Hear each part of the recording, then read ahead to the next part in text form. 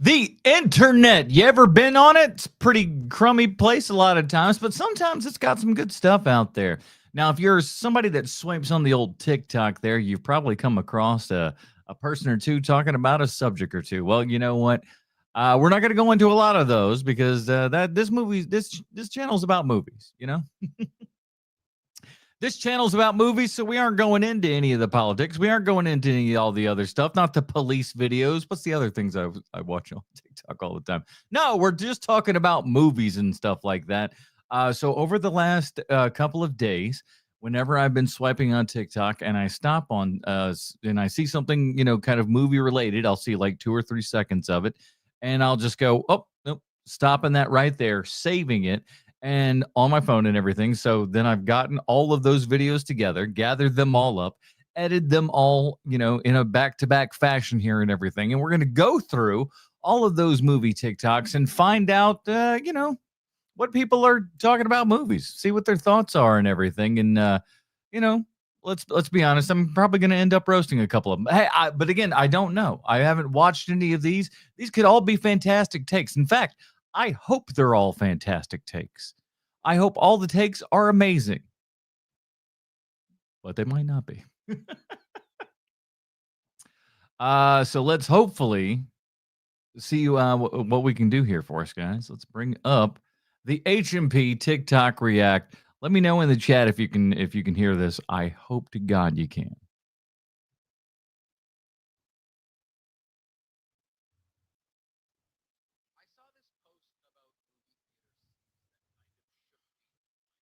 It shook him to his core. He couldn't recover afterwards.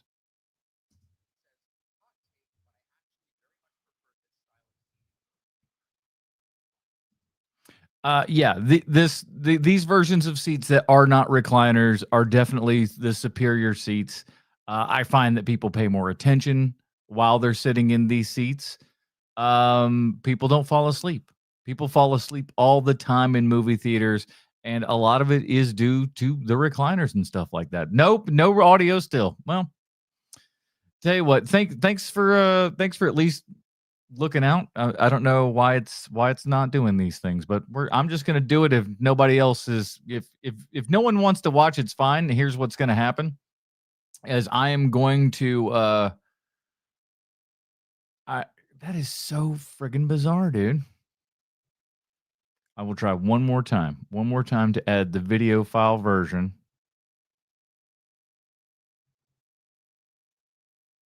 Let's see if this does it. Let's see if it even plays. It might not. I saw this post about movie theater seats that. How's that?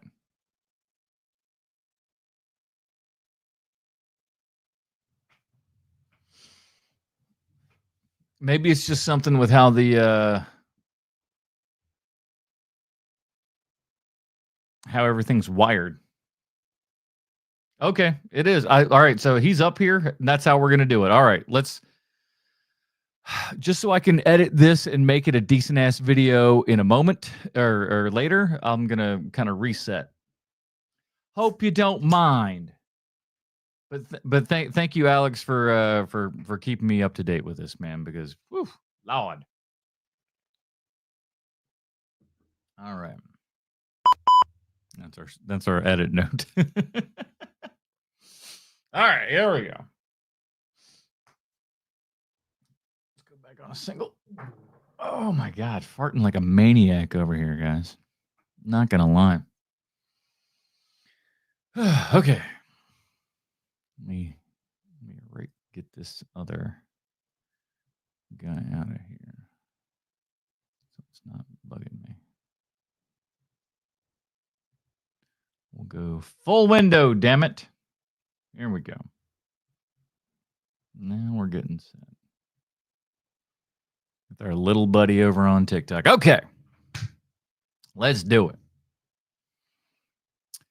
Well, I don't know if you've ever been searching on the internet there, but there's this little place called TikTok, and it is full of people with opinions, good, bad, and indifferent. And honestly, they also fill a lot of space with a lot of nothing. And it really, really depresses me how few people actually see all the bull crap that I put up there that I think is really, really good. So, I mean, when people that are, let's be honest, ugly and boring, and they're doing better than you, that's just it hurts here. And I don't like it. Doesn't, so links are in the show notes, or at least they should be eventually. So follow me on TikTok and stuff like that. I post up memes and things for this show, little TikTok highlights and whatnot. So go check all that stuff out. But we're here to look at other people's TikToks and judge.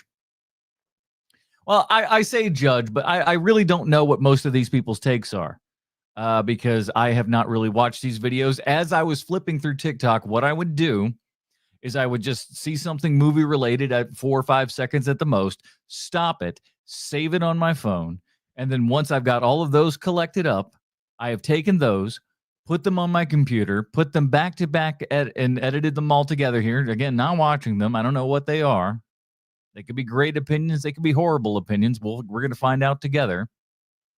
But we're going to take a look at those, and we're going to either roast them or congratulate them and shake their hands, whatever. But we're going to go through those and hopefully laugh at some people. Maybe, I don't know. We'll see. We'll find out. So let's check it out, or what our friends over at Movie TikTok have to say. I saw this post about movie theater seats that kind of shook me to my core. It shook him to his core, everybody. He wakes up at night thinking about this question. So scary. It says, hot take, but I actually very much prefer this style of seating in movie theaters over recliners. And I agree with this take. I think it is it's a sound, easy take. Is that these are these are better for attention. For attention, it is so much better. How many times have you guys been in a theater and there's been someone behind you that is sawing logs? Yes, Guillermo, that is a serious question. And you know what? I agree with them. Are you a reclining guy? Let's find out if this dude is. And this stance seems to be gaining a lot of support from accounts and people that I respect a great deal. That's right. And he respects I could me. not disagree with this more. I You have son of become a- fully radicalized by recliners. We get it. You want a nap. You're very tired. You tuck it out real bad.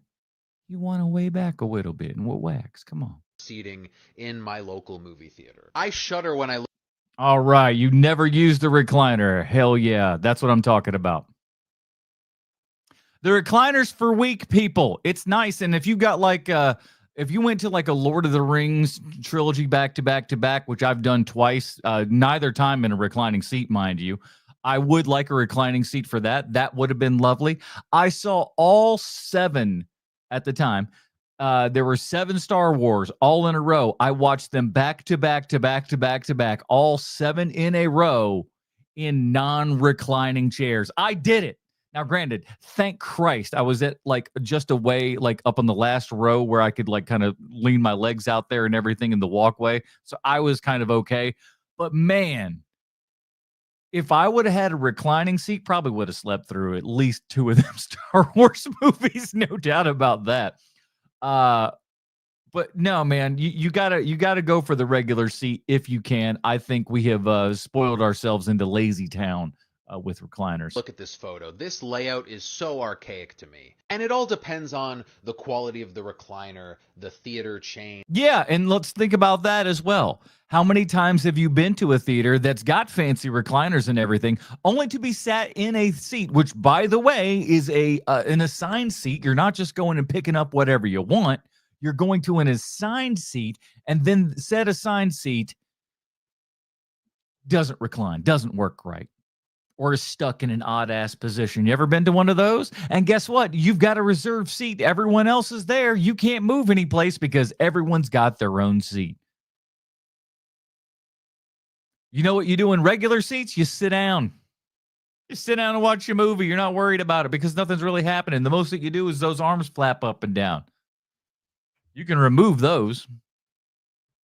the accessories involved. There is definitely a time and place for it, but I am no fan of dine-in theaters. But a solid recliner with It's a different conversation to be had altogether with the dine-in theater. I think, like he said there, I think there's times and places for those and stuff like that. I used to manage one, so I mean, I get it because I've been on both sides. So that cushy leather and a little bit of heating if you want to get fancy. my boy wants heating in his seats, man. What's next, guy? A massage? What's next? Somebody to come out and give you a neck massage that's not even a seat? Maybe there's a lady that comes out, got a hot towel for your face or something like that. Is that what you're looking for? See, there's just nothing like it to me, and it's been a game changer for my own personal viewing experiences. This is also coming from someone that does not have a comfortable couch or seating situation I sit on boxes and boxes alone. at home. So this is a true luxury to me. Like, sometimes I'll go see a movie just to have somewhere comfortable to sit for a few hours. But why would I... Wait a second. My boy's back here like he's in the Great Depression and whatnot. He's like, look, man, I just go to where I can go so I can get some free air conditioning. How else am I going to stay cool in this hot sun? I want to be packed in like sardines, have my chair kicked constantly. First and foremost, my man, have you been to a movie theater lately? The seats, there's no one at the theater. If you've got this kind of seats, and especially if they're not assigned and everything, guess what? You ain't sitting beside nobody, more than likely. And even then, more than likely, you're not sitting beside someone. Or there'll probably be a seat in between or something like that, man, because people aren't going to the theater. Did you see the box office report that I did yesterday on yesterday's stream? It ain't good, man. And wrestling over an armrest with a stranger. When I can You're supposed to kiss the stranger, not wrestle with them. Come on, get it right. Lean back, put my feet up, and watch the latest movies in luxury. And fall asleep, and then no one knows that I'm dead until they put a little mirror underneath my nose and they can see whether or not I'm breathing or not. Ugh. And this does not apply to art house theaters. Oh, so art house theaters get an exception, huh? Listen, I there's a degree to this of which I can actually get on board with. I do think there is a time and a place for the big luxury theaters with all of your reclining seats and stuff like that. I do not think, though, that needs to be the majority of movie theaters. I don't think that needs to be the case at all. I think you need to have standard seating in the majority of movie theaters, and only in the super premium ones do you have the leather reclining seats and stuff like that. And as well, that will also, if you're smart and you buy the right thing to begin with, help on the wear and tear of those seats and everything, which is a constant problem with those, especially in big cities. Charlotte, those seats are destroyed, my friend. Restored old cinemas. That seating has a purpose. It's part of the history and charm of the... Those seats are some of the worst, though. Like, I understand what he's saying, but there is, to a degree, that I don't like like just the regular slope and not stadium seating and stuff like that. That's a real pain in the ass. Especially, we are getting to...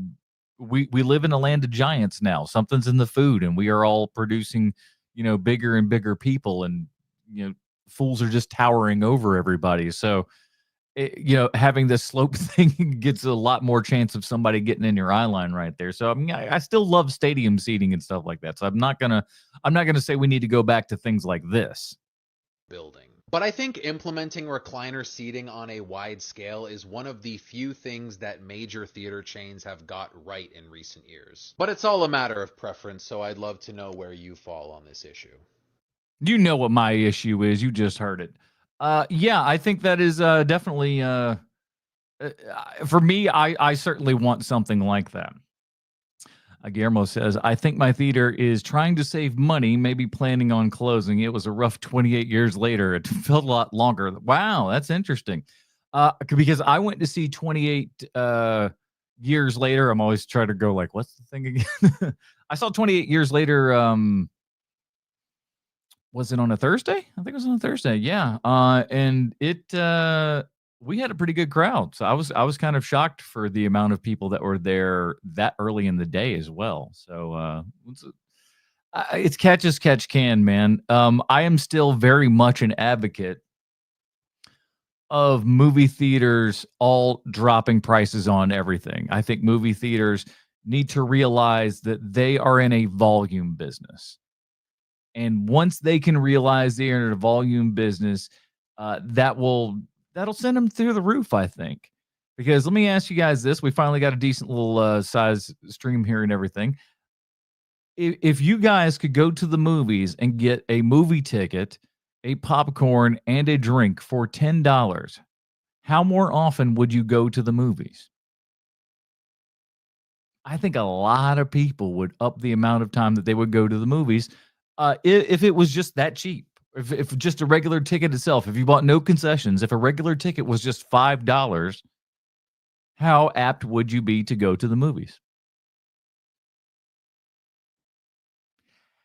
Would you give a movie a chance that you might not normally have given a chance had that ticket cost you $12?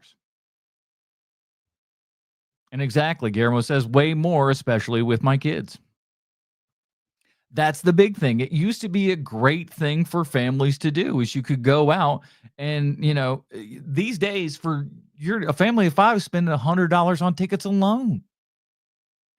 Much less getting, getting drinks and all the other crap that goes along with that. Prices, especially Monday through Thursday, prices need to go down to just like actually what I would essentially call matinee prices for everything, which is just, $5 for a ticket. And it's like Hollywood, guess what? You're going to start to have to take a little bit of a hit. At the same time, movie theaters, you're not going to be seeing a big profit on that one. But again, movie theaters, if drinks and soda are much cheaper than they are right now, again, we're making up for things in volume. But you guys want to run to the finish line every single time. It's so dumb. Let's go to the next TikTok. Do you ever watch a film so horrible that it actually... All right, here we go. Here we go. We are getting in on it this one. I saw this for a second. I didn't watch your video. All I saw is the top thing that said The Life of Chuck, a rant. And in those first 3 seconds, she was like, I ain't like Life of Chuck. And if you watch my video review and everything, you know that I was not a super big fan of that as well. So I am super stoked to see what this lady has to say. And I am not sure exactly what this is that she's wearing. It's interesting looking. That's all I'll say. Let's check it out. Actually inspires you to go back and read the source material, because that was me with The Life of Chuck. So, preface. I saw The Life of Chuck last night at the movie theater. I went as a favor to my mother, and if it wasn't... Man, isn't that the worst? Isn't that the worst? You want to be a nice kid. You want to go with your parent, especially if they're a little older. They may not be around too much longer. You want to go see a movie with them and everything. You want to do the right thing. And then they have the temerity to drag you along to see The Life of Chuck. This poor woman. ...a favor to my mother, I would have walked out. I would say about midway through, actually. I didn't walk out. I didn't know what the movie was going to be. It was kind of one of those, you pay $5. Again, you paid $5 to go see this movie that I did not know what the movie was. But the best part is at the end of it, even though I didn't completely love the movie, I didn't hate its guts, but I didn't love it. I didn't feel like absolute garbage because I spent a lot of money. I spent $5. It didn't feel bad. Now, had I spent $12 for like a regular standard ticket for that, yeah, I would have tweeted as Stephen King, said a little something nasty. But I didn't, because it was only $5. 3, I actually just took to staring at the ceiling and trying to imagine Clueless in my mind. Clueless, like this Alicia Silverstone Clueless movie. That's what she was just like. I was in Life of Chuck. I just looked at the ceiling, closed my eyes, and thought of Clueless. It's great. So dull, so flaccid, so self-aggrandizing, Oh and my God, yes. self-congratulatory. Mm-hmm. I could not believe that I was watching the film that everyone seems to be loving on Letterboxd. Yep. So I had to figure out what was going on. Did something get lost? Like she turned into a detective. I got to figure out what's going on with this. This is some bullshit. It does feel like that sometimes, though. You know, you'll watch a movie and then you'll hear everybody else either love or hate the movie that you either love or hated, the opposite of whatever your thoughts are, and you're like, is everybody on crazy pills? It happens. In translation, does Stephen King deserve rights? Jury is still out on that. This morning I read... Does Stephen King deserve rights?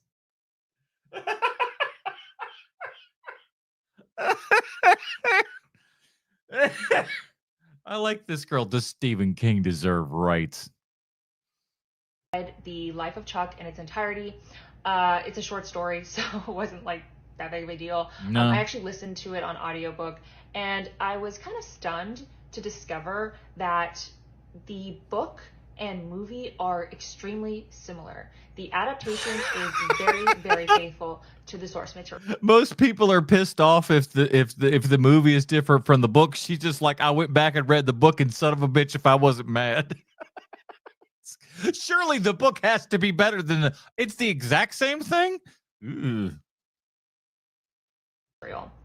A lot of the dialogue is directly from the short story, and a lot of the stupid narration that Nick Offerman provides is also ripped directly from the text itself. If you're that voiceover's lame. This short story, I guess that would be a huge win for you. If you're me, it's a huge disappointment, because it's like, I didn't learn anything more about the beauty and the meaning of life. I still don't know why I should be caring about this rando named Chuck when we only see about 4 points in his life, and 2 of them are very extended dance sequences. Exactly. They're superficial. They mean nothing. So at the end of the day, when, you know, the whole thing is about the life of Chuck, as the title would imply, you don't give a crap because you don't know Chuck. You don't know Chuck. Now on NBC. You don't know what you don't know the character, so you don't feel one way or the other. And they try to, like, you know, like weirdly tell the story backwards, so then you get to know him as a child by the end. And it's like, it don't make much sense to me. She's on point, man. What was the point? Nothing. What was the point? And I know the point. The point is that life it's beautiful and you should live every day to its fullest. Sure. Sure. Great. I will say I was less mad at the short story because it is a work of fiction.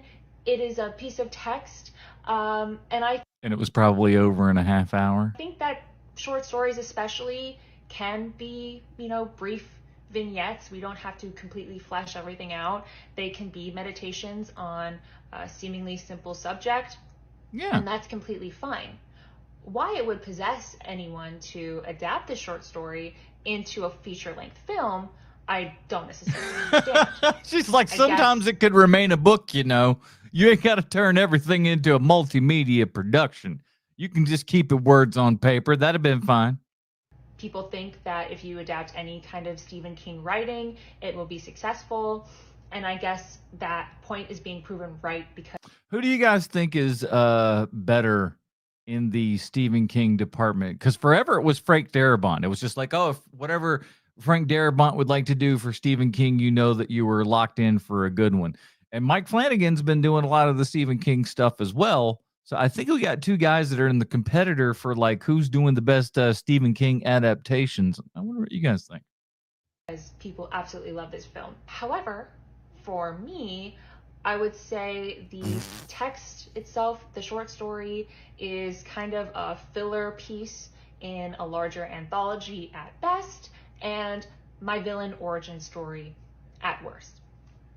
And so I just had to come on here and do a little rant because I was just gobsmacked at the success of this story and of this film. And if you liked it, don't comment. If you hate it, be evil and comment, because I would like to hear it. Does anyone else agree with me, or am I just like, am I completely, is it me? Am I just completely an evil, soulless hag? Don't answer that. No, I will answer that, and you aren't. You're a sane and rational human being, young lady. Save for whatever this get up here is. I'm still not 100% sure of that. It looks like you're like getting ready for makeup in the makeup trailer, and they forgot to take out the little thing there, or there's like a little Wednesday Addams outfit underneath it. I'm trying to figure out what the hell's going on. But save for that, you've got some very good takes, young lady. So I'll credit where credit is due. Bye. Goodbye. Good takes for her, man. Agreed. Life of Chuck. Skip Who cares if people didn't like this movie? There's plenty of people that like. Okay, here we go, boys and girls.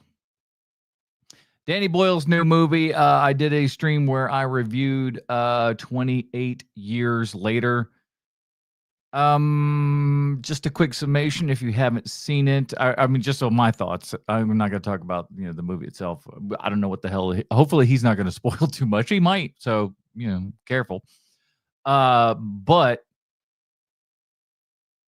I found myself disliking the movie through about 75% of it. Then the third act kind of happened, and I was kind of seeing frankly, I'm going to say Alex Garland was going for, because he's the writer here, and frankly, I think he's responsible for whatever life and charm this movie has. Then they get into the third act, and I'm just like, oh, this is interesting. What's going on here? This is cool. I like what we're doing. And then the last thing, is weird and outlandish. And it's just, for me, it felt like, oh, well, that's kind of talking about what we saw in the previous portion of the film. That doesn't feel like it had anything to do with this third act, and that's fine, whatever. I felt like that was Danny Boyle just coming back into the screen and being Danny Boyle, if you will. What this guy's going to say, I don't know nothing. Let's see if we can get it just right, hopefully. Who cares if people didn't like this movie? There's plenty of people that love this movie. But if you're sitting around and you're critiquing other critique from other creators. Oh my God, how many lines of Inception are we doing here, kids? This is great. I'm so excited because I'm reacting to this dude in the foreground, reacting to this dude in the background. If there's one more layer to this, I'm going to have a heart attack, but let's find out. Just to prove your point or bring them down, it says so much about you. Chuck made some great points in this video, and damn it, they're not going to fight. He agrees with him. It's just like, we shouldn't be fighting about these things. Maybe we should sometimes. 2/3 of the movie was great, weird choices, but enjoyable. I think you're correct. There's a lot of very odd choices. For me, there's so many strange things that are the Danny Boyle-isms of it. And he does the Danny Boyle-isms in everything, man. Be it, 128 hours or 28 years later.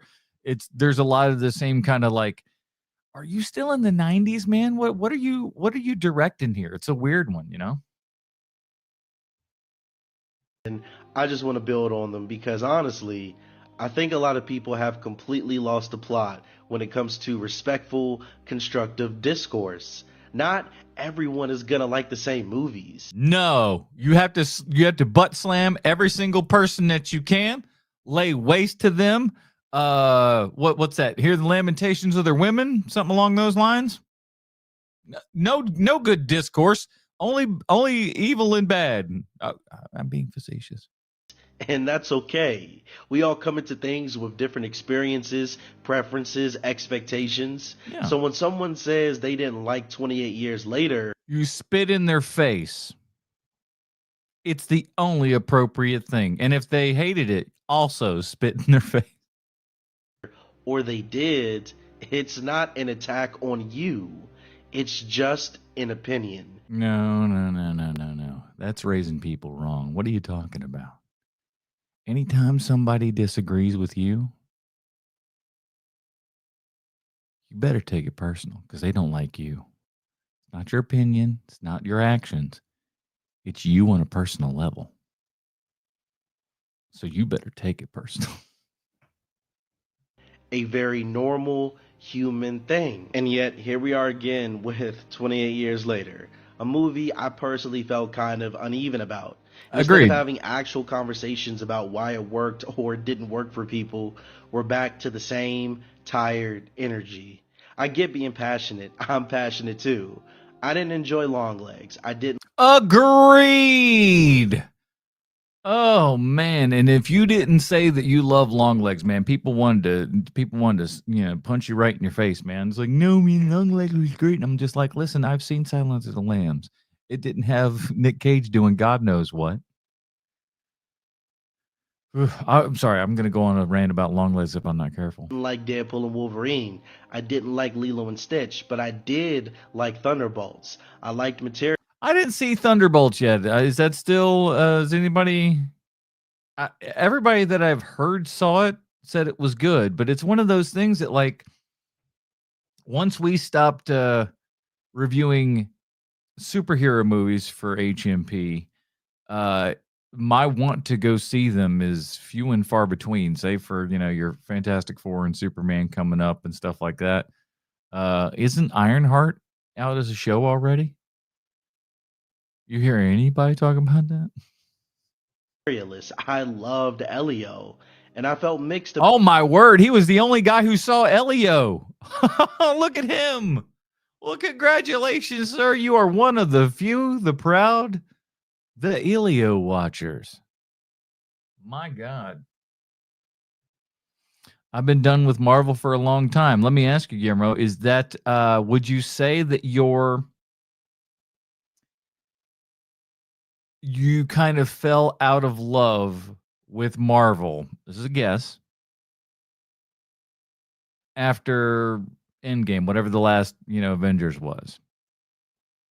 Because I think that's the case for a lot of people. I think a lot of people, they got to the end of the Avengers. They were just like, listen, man, this has been a decade long in the making,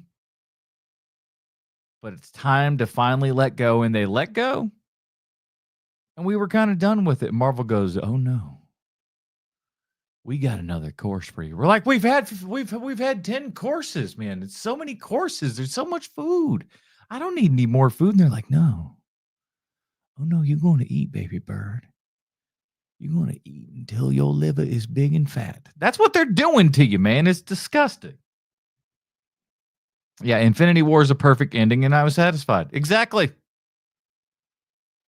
That is really my thought. Is 2019 was the last year for cinema, because they kind of killed us. Yeah, that Endgame. Yeah, so with both of those films, they ended it so very well, and there was no reason to keep on going. And like it's bummed us out ever since. So I hope they can get back one day, but I would also love to see them just take a break, take a breather, man. Hit the showers for a little bit, see what happens. You might get refreshed. About 28 years later, and I have real valid reasons for every one of those opinions. That's what makes discussing film interesting, when you can back it up, when you can explain what connected with you or what didn't. That is, he makes an absolute fantastic point, is that, and it's what I suggest to anybody when they're thinking about movie criticism in any way, shape, or form. Just listen to what other people have to say. You can disagree with it and come up with good reasons and good, reasons for or against why you like or hate something, and be able to put that into words, as opposed to just like, I didn't like it. That wasn't good. Wasn't good. Okay, what about it was good? I don't know. Just didn't like it.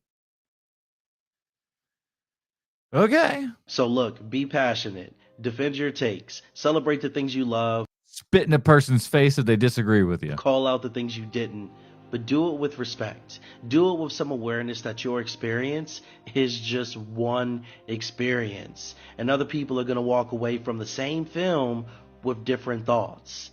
And that's not a threat. It's just reality. Listen, this guy's right. He's 100% correct in everything. That said, with reacting to a lot of these TikToks, we're taking people's opinions, and we will be chastising them. We will be making fun of them. Let's go. I have entered the now, because exactly, how could I not? How could I not? How could I not? Am I not supposed to say anything? According to the last guy, am I not supposed to talk about this dude?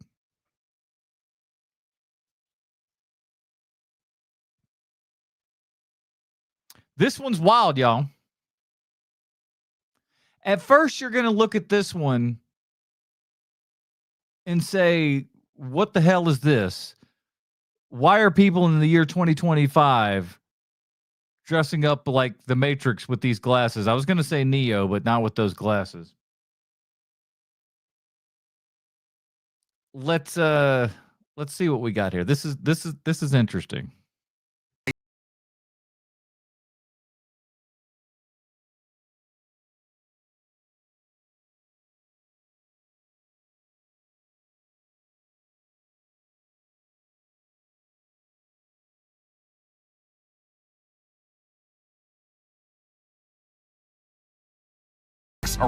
Okay, so I've been to the Sphere in Las Vegas, and I will tell you this: I am a person who is very particular about movie theater screens, projection, and all that kind of stuff. I went to the Sphere looking to poke holes in everything. I was like, I'm looking to see the lines. I'm looking to just see, like, what the black levels are, what the brights are, and everything. I was looking to tear that sucker apart. And I couldn't do it. The Sphere is frigging amazing, dude. The specular highlights in their HDR, unfathomable how that thing projects out light that is that bright and everything. Unbelievable. This looks like a cheapo version of that, but looks like a decent enough version of that. You know what's funny, though, is that at least the way that it's kind of presenting here and everything, it feels like what putting on an Oculus Quest 3 does, or Meta Quest 3 is what they're calling them now. Around it, added simulation to enhance the movie. So this, what we're seeing there is, let's see if we can kind of back it up. The bottom half here, that's where their seats are. The screen in the middle where Neo is obviously the portion of the screen that is there. So this is kind of like when your IMAX screen is just showing your regular bits before it goes over into the big IMAX. But this is then kind of recreating something that goes above and beyond the actual screen. So you're not only looking at the screen, but also looking at the screen, because it's all screen here, is the screen above and below. I don't know. Does this do anything for anybody? 12K screen. Think a slightly smaller version of the Sphere in Las. Yeah, I think the Sphere's like 21. I think, if memory serves, I could be wrong. Las Vegas, but it's in Los Angeles, and they played the movie with added effects around it, added simulation to enhance the movie. What does added effects and simulation mean? I mean, it's not that what we're looking at now, right? I hope not. And expand it across the dome, out of your peripheral. See, it's interesting, but it's like you're going to stop looking at the movie. You're going to start looking at the other stuff. How do I know? I was at the Sphere. I see it. You're starting to look everywhere. You're ping-ponging and everything. You're going, do. You're looking at where stuff is. I'm looking at, like, trying to figure out where the speakers are and stuff like that. So yeah, it's interesting to a degree, but I just feel like it would kind of fall short. Up above you, and sound coming from all around. Even the LED of the theater was in time with the film. But the best part was they fed us food. They fed us food. Oh my God, you guys. They put food in my tummy tum. I was so excited, you guys. It went right into my belly, and it went so good. I hate the voices people do on the internet. It is so bad. Listen to me. This is what I sound like in real life. If you talk to me, this is it. This is what you're getting. But when people get on the internet, for some reason, this is how their voice goes, and they think that this is an announcer voice or something. I think they all think they sound like Don LaFontaine, but they sound like Burger King foot lettuce. Smell-o-vision, believe it or not, Smell-o-vision is kind of available in the 4DX theaters. The one of the four is the sense of smell. And they only have like 4 or 5 smells. You only really kind of smell a couple of them every now and then. You'll like when they do the fresh grass one, it's kind of like you almost don't really even realize that it's there. It's just like maybe I smell the outside or something like that. That one doesn't go. If you're lucky enough that at some point in that movie that you go to where they are making coffee, you'll smell coffee. That's one of the smells. How often that happens in movies that are, moving and shaking to the amount that a 4DX theater needs to put that in there? Who's to say? Who's to say? But why is there not like a fart smell or something like that? I forget what movie I was going to see, but they were talking about how there was no, I want to say it was the Dragon Slayer movie. There was a Dragon Slayer movie, the first one that they came out with a couple of years ago that went in 4DX and everything. There was a bit that they were talking, Mugen Train is the name of that one. They were talking about how there was this horrible stench that smelled like death or something on there. And I was like, dude, this would be the perfect time for you to pump in some sort of weird, shitty little stench smell. Why is that not an option there? I mean, maybe it sticks around in the theater and then you're combining that with the scent of flowers or whatever the hell else that's in there.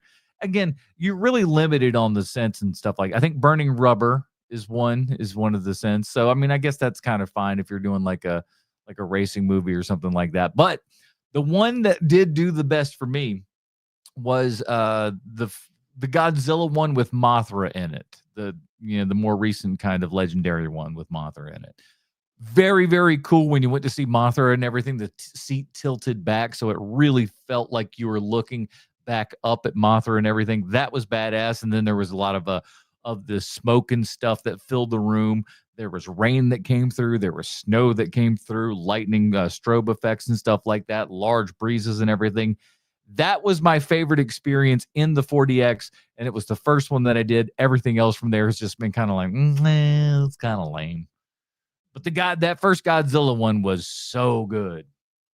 From the film during the scenes, during the Ignorance is Bliss scene, oh my God, you guys, during the Ignorance is Bliss scene, wouldn't you know it, they gave us some Szechuan peppers. Oh boy. Gave me the steak. It's dark, you can't see it. But then the Oracle scene. Oh my God. Happened. She said, have a cookie. And these motherfuckers gave me a cookie. Can you believe it?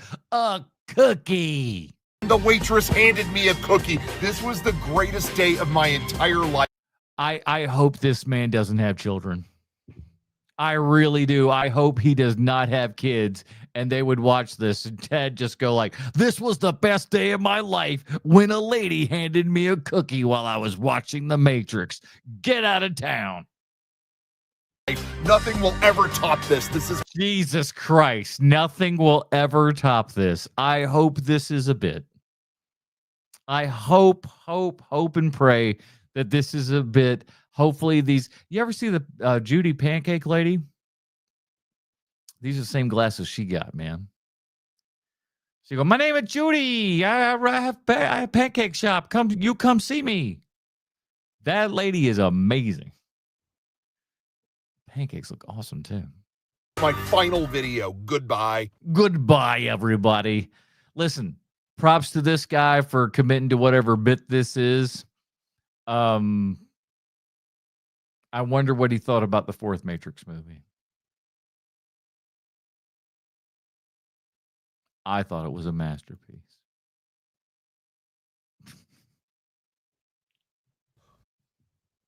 What the fuck was that? Goodbye. The Matrix in Los Angeles. Go check it out if Always you're ask him around. What do we got here? Oh, here we go. And on a first date who his favorite movie director is, and I can help you interpret what he says. All right. This sounds interesting. Let's see. Who's your favorite director? Let us know in the chat. I would say, again, I haven't watched her videos, so I don't know what her thoughts are on these things. But if I'm to venture a guess for me, I am going to have to go with one Señor Spielbergo, or his Mexican Union equivalent. No, Steven Spielberg, I would probably say favorite director. You just got too many bangers in there, too many classics. You can't get away from him. He's the most, financially successful director probably of all time, I would say at this point. And a guy whose movies you can just go back to time and time and time again. Are they all 100% bangers? No, but man, the ones that do. So let's see what that says about me, or if that's even in the list. He's one of the top directors of all friggin' time. Why would he not be in this list? This is based on 40 years of research, so I won't be accepting any criticisms or notes. Well, guess what, lady? You about to get some of that. I don't give a sweet crap about nothing. This is the internet. I got opinions. If he says Martin Scorsese, watch out for his mom. If he says Christopher Nolan, his Okay, oh my God, we about to be going through a lot apparently. Okay, I would probably agree about the Scorsese, Christopher Nolan. What's next? eggplant is either a lot bigger or a lot smaller than average, and She is like, you've heard me. I'm a fast talker. This lady bananas. Hold on. for his mom. If he says Christopher Nolan, his eggplant is either a lot bigger or a lot smaller than average, and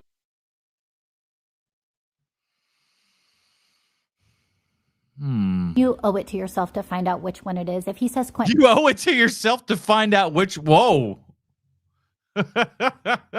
Christopher Nolan fans, either the best or the worst, it sounds like. I guess that's, I guess that kind of works out. It's like, it's either like a super, broy kind of, maybe. You never know. I don't know. Tarantino, stand up from your chair and walk quickly to the nearest exit. If No, that's fair enough. Listen, it'd probably be number 2 for me, so watch out, ladies. he says Greta Gerwig, he's a liar. If he Yes, 100% correct. Ladies, if your man says his favorite director is Greta Gerwig, he is a liar. Run. You are waking up. You won't know where you are, man. Not good. Not good. Boy, she is bang on right. he says Jordan Peele, he has childhood trauma that he will take out on you. If he says Cohen, Okay, I think if he says Jordan Peele is somebody like that, I'm going to call that, I'm going to be nice. I'm going to call that a new film bro. Somebody who says like Jordan Peele's their favorite director. And I'm not crapping on Jordan Peele. I like his movies. Own most of them. I don't own those for whatever reason. I'm a fan. But if anybody says that Jordan Peele is their favorite director, they're trying to be hip. They're trying to be hip. They don't know too awful much about cinema. And frankly, I think Jordan Peele himself would probably be a little bit upset with the fact that you think he's like your favorite director. He'd probably be like, that's awful nice of you. But what are you doing? There's so many other directors out there. Just like Guillermo said here, I have to agree with you, but I love John Carpenter so much. Listen, John Carpenter's got some amazing stuff out there, but you got to agree with me. You got a lot of stinkers too. He got more stinkers than Spielberg does. That's for darn sure. And let's be honest. And again, I say this with all love and due respect for John Carpenter every single time I say it, but it is true. Nevertheless, every single time that I say it. How many times are we going to redo Rio Bravo?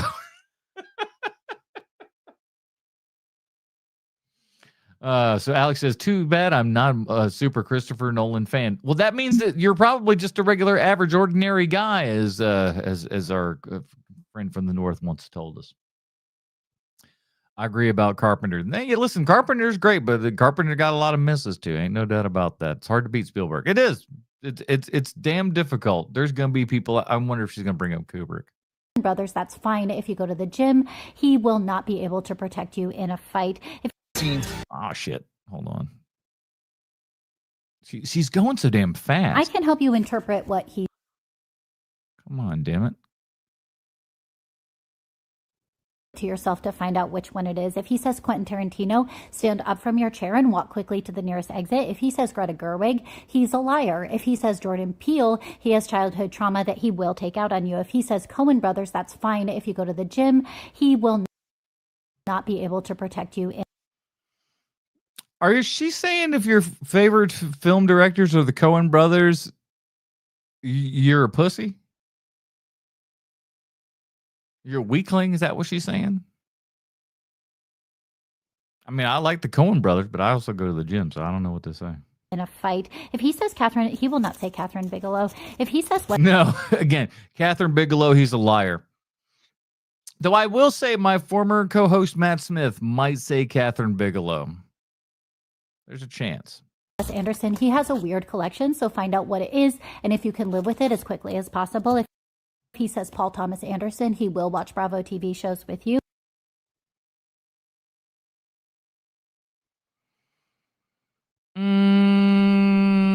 I don't know about that one. What about Paul Thomas Anderson's work makes you think he want to be watching Bravo? The man that made Boogie Nights, you think he gonna be watching Bravo? Hard 8? You think that man's gonna be watching Bravo? Magnolia, you think he could be watching Bravo? Like, there's some emotional moments in it, but it's not Bravo. If he says Darren Aronofsky, he's too sad and he's going to leave you for a younger woman who thinks that he's smarter than he is. The shots fired at Darren Aronofsky.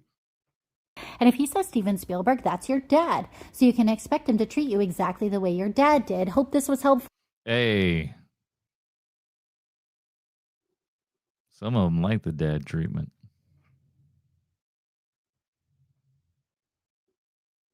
Just saying. Just saying. Well, Bloop. All right, there you go.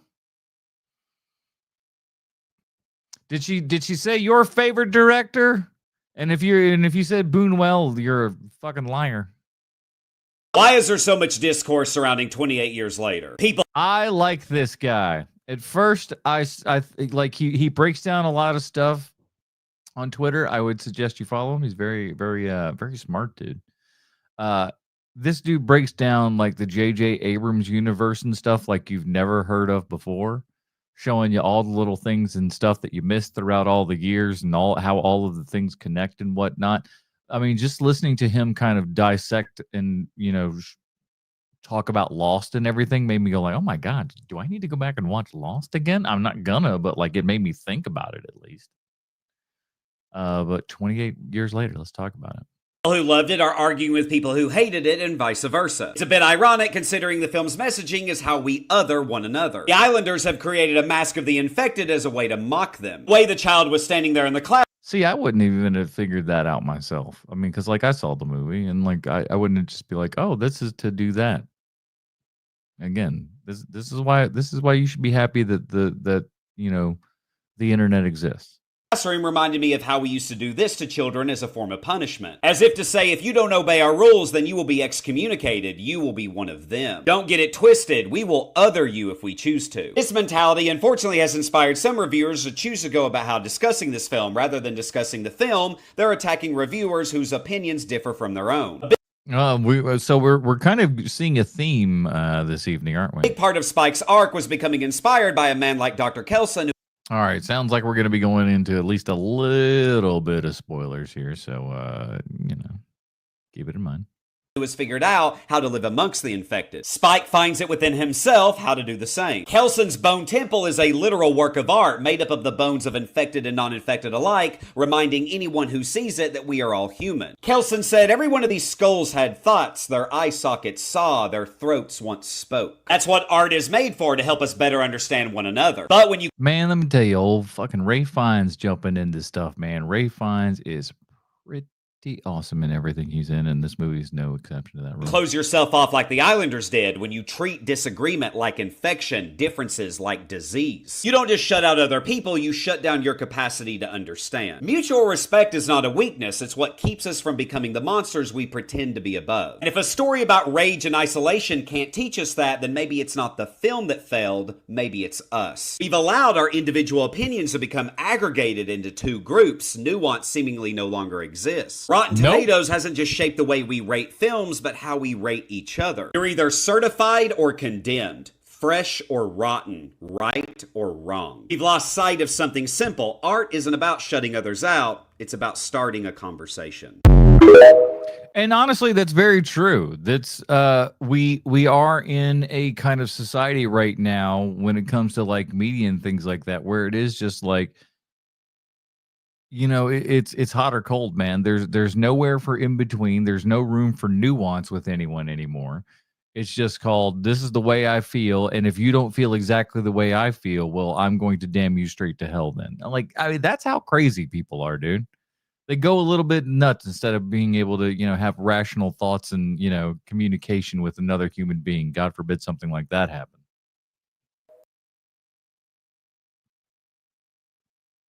Let's go to the next clip. Always ask a man on. She's back, everybody. I like these glasses. Honestly, these glasses kind of like it frames her face and everything. She looks like a cute little animated character. She's like, I'm going to tell you a story now. But then when you see the little tats on her arm, she's like, oh, she's like a cute little thing, but she's dangerous. On a first date who his favorite movie director is, and I can help you interpret what it means. This is based on 40 years of research. So now, okay, so this is clearly a different video. I saved this one as well, just on account of I figured maybe there's more directors. Maybe there's more than meets the eye, as they say. There's more than 15 directors, as she kind of launched off in the first one. Maybe we got other ones here. If your boyfriend's favorite director is Werner Herzog, I will not be taking any notes. If he says Peter Jackson, he smokes a lot of pot and owns and owns a lot of what now? A sword. If he says, well, I don't own no swords. Says Francis Ford Coppola, he thinks the Me Too movement has gone too far. If he says Sofia Coppola, someone told him he was the man of the house before his 12th birthday. If he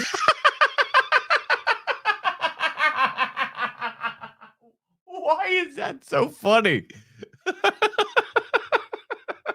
He likes Sofia Coppola. He was told he was the man of the house before he was 12. What the fuck? That's great. says David Fincher, great, he makes more money than you and he can put up with a lot of shit. If he says Sylvester Stallone, he's a bisexual king, but your relationship will feel like owning a dog. Ooh, take that one, Stallone. Trying to process that one.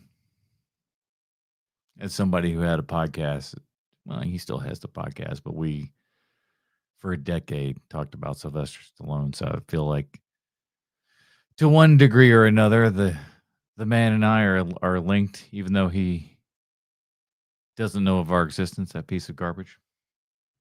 If he says Stanley Kubrick, I would not. But if you absolutely have to, never check his browsing history. If he says Judd Apatow, just know that when you break up, you'll have to relocate to a new town and come. Whose favorite director is Judd Apatow? Find me this human being. Find me this person. Produce me the person who says that Judd Apatow is their favorite director. Again, I think even Judd Apatow would be like, what now? Come on. Why would you say me? Why would you do that? Complete a legal name change. If he says David Lynch, he either has no game at all or lethal game, and there's not. That's true. That's a one. I believe that. That's yeah. Dudes that like David Lynch definitely have the most game or none at all. Agreed. Nothing in between, so you need to find out as quickly as you can which one you're working with. Yep. If he says Mel Brooks, he's still in love with his ex-wife, and if he moving on. says Kevin Smith, that man has a heart of gold, but he does pull dirty clothes out of his hamper, smell them, and if they're not too bad, he wears them for That's called being a man, baby. What's wrong with being a man? the day. Hope this was helpful. It was helpful. I have no appetite for Apatow.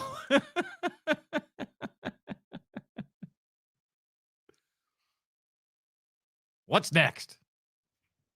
One of the most played out takes right now about movies is that certain people who are critical of certain popular films just don't like fun. Oh, you must be fun at parties, people say. What do you mean? I think that we should hold these people who are running these things to higher standards, because honestly, just a lot of this stuff is subpar. A lot of this stuff is garbage. All right, hopefully we'll have some examples here. Recycled garbage, uninventive, unoriginal garbage. And we should be... We saw the Ghostbusters remake, all the Lady Ghostbusters. We saw that. We should want better art to be produced. Okay. Again, I didn't watch these ahead of time, so I'm not 100% sure of all of their contents all the time. But he's saying that we should make more good stuff. Agreed. Wild take. More good things, yes. So yesterday left me. Oh shit. Here we go. Here we go. Straw Hat Goofy. Boy, if you've been around on TikTok or you've been to a movie pre-show or something, chances are you've seen old Straw Hat Goofy.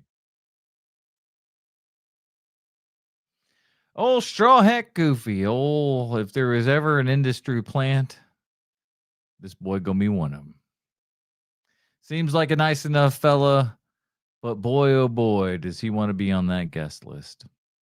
Always looking to, like, everything's so super exciting. Everything is amazing. Disney, Marvel, these guys can all do no wrong. Even when he bashes them, that's still not all that much. So let's see what our boys' takes are here, and oh lordy. A little discouraged on whether or not we could have effective conversations about movies over the internet, specifically on TikTok. This is hilarious coming from this guy who, by the way, if he doesn't like your take and everything, you're probably racist. Talk with the behavior and culture of its users, and I'm gonna tell you about what I mean by that in a second. You see, he's coming at everything from such a level of authority. This is what happens when you get a little bit of clout and a little bit of following and everything. You start talking like you the big shit in town. And maybe perhaps that you are, but you shouldn't be talking like you're the big shit in town, you know? But in order to do that, I am going to mention a creator, and I should say offer it because I know how y'all could be. I told you he's going to be talking shit. I told you. What do you expect, son? What do you expect? Straw Hat Goofy can't produce anything of content for himself. He's got to be like, other people be talking shit about me. It's just like, why don't you just do something good, man? Why don't you just do something good? This is no hate. I love this. Oh, well, all right, we'll see. Creator, he makes great content. I just discovered him a few days ago. You guys should definitely go follow him. Here's his tag right here, but let's get into it. Well, this person makes a great video where he says, "Where is Daniel Kaluuya?" Now, I saw this guy's video.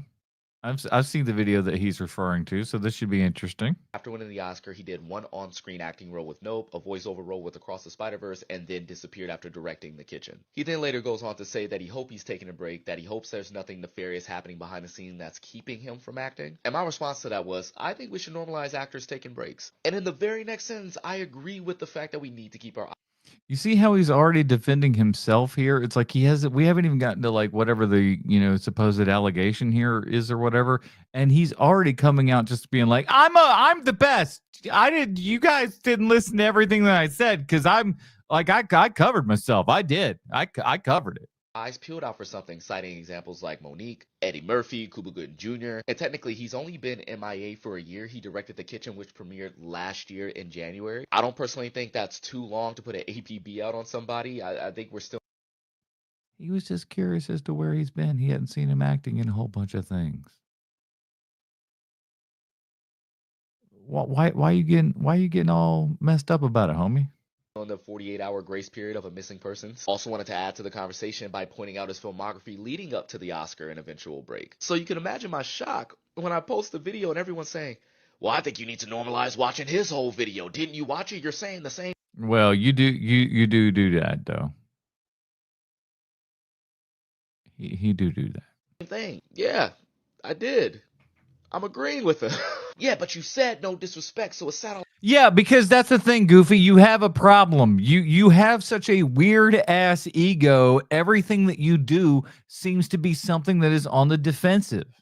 It's always about, like, even like you just said, you agreed with this guy, but yet you still came off and seemed to everyone else as if you were defensive. After a while, tell yourself. You know what I'm saying? If other people are saying that's you, it might be you. It could be. It might not be, but it could be. Like you were diminishing his point, but yeah, I was trying to be polite. Hey, I was doing you a favor by responding to this. Don't you know anything, you dummy? In the next sentence, I agree with him, backed up his claims with examples of my own. See, when anybody comes at it with this kind of energy, they hide something. I don't know. They feel guilty or I don't know what it is.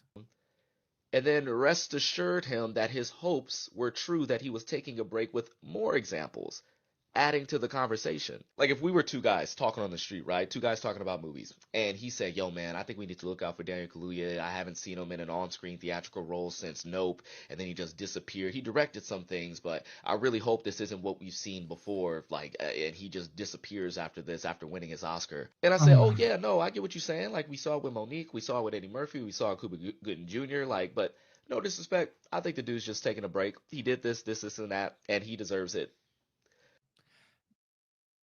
That's not how you talk, though, buddy.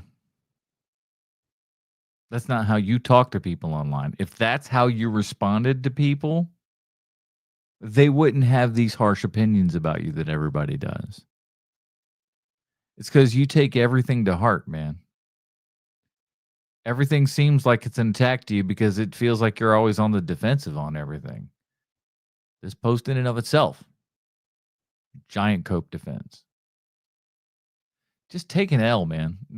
I've never seen anybody can't take L's more than this guy. You wouldn't blink twice at that conversation, but because it's right, because you acted like a human being in that one instead of a sarcastic asshole like we know you did with the other one. happening over TikTok, and because it's happening over Stitches, and let's be real, and let's be real, I don't really want to know. TikTok user culture is all about who's right and who's wrong, especially in the movie discourse space. People just get defensive. Be upset. Bitch, you defensive right now. What are you talking about? Even when people are agreeing with each other, there's no room to add. There was no malicious intent. There was no put downs. There was, I hope this isn't happening. And I said, well, I think this is. Then you need to realize that this is your attitude that's the problem. That's what people have the problem with. It's not what you're saying, it's how you're saying it. I think you need to realize that and realize that the tone of your voice and how you approach things matters. I think you fucking holding your microphone and doing this shit all the time is also detrimental to your case. You see, with this microphone right in front of my face, it just kind of stays there the entire time. If I want to do things, I can figure out this. But you're just sitting there talking with people all the time.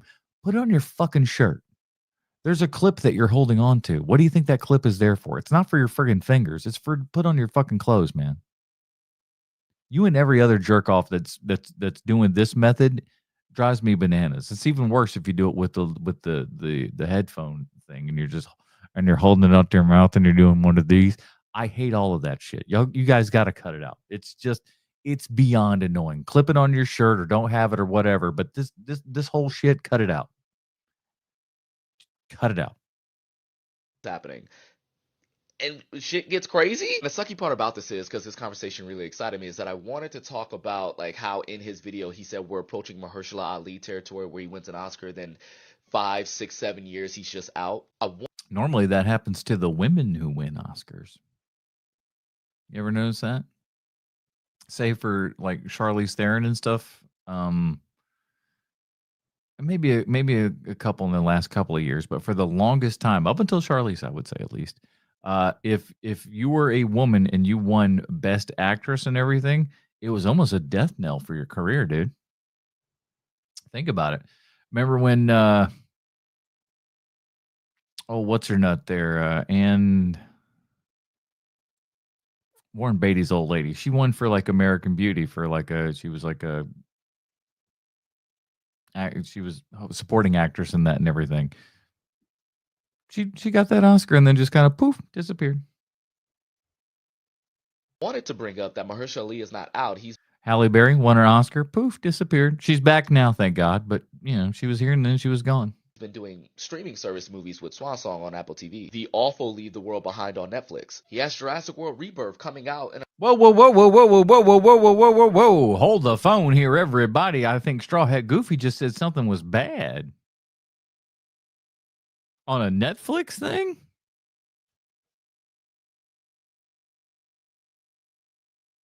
I hope he already got his check. A couple weeks, and we're not going to talk about Blade because, to be honest, it still hurts. But I wanted to open up the conversation of like, do we consider theatrical acting being worth more than streaming? Look at where he going now. Look at how he's trying to venture this. He's just trying to steer this car off the road. Just be like, hey, let's talk about something else that ain't me and how I got a shitty take. Service acting. I wanted to bring up how Don Cheadle had this great interview where he talks about actors act. Are you acting on stage? Are you acting on TV? Are you acting on movies? Are you acting like an asshole? How Denzel Washington jumps routinely from the stage to the big screen, and do we consider those stage things a break from acting? All that to say, if an actor isn't acting on a theatrical release, how do we feel about that as an audience? But now I'm struggling to see This coming from the guy who also believes that movies can be podcasts. That's a straw hat goofy take.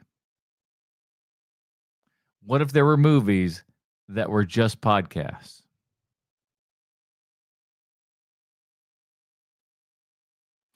He doesn't understand how that is no longer a movie. That's like an audio drama. There's movies have moving pictures. One could argue a moving picture doesn't need audio to be a movie itself. We had many a year of silent film. But we never had years of films with sound and no picture. But this gentleman thinks that podcasts could be, movies could be podcasts.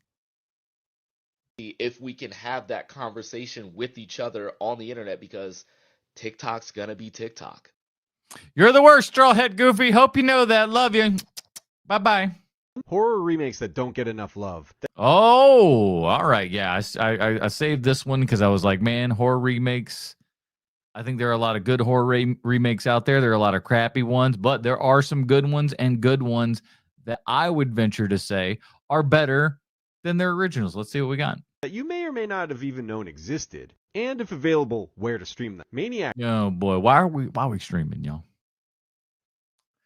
Maniac remake. I didn't see that one. I was a fan of the director and everything, but didn't. I never got around to seeing his first person. Yeah, From 2012 features Elijah Wood in a performance unlike anything you've ever seen from him before. And don't get me wrong, I love the original Maniac from 1980. What Joe Spinell does with that character is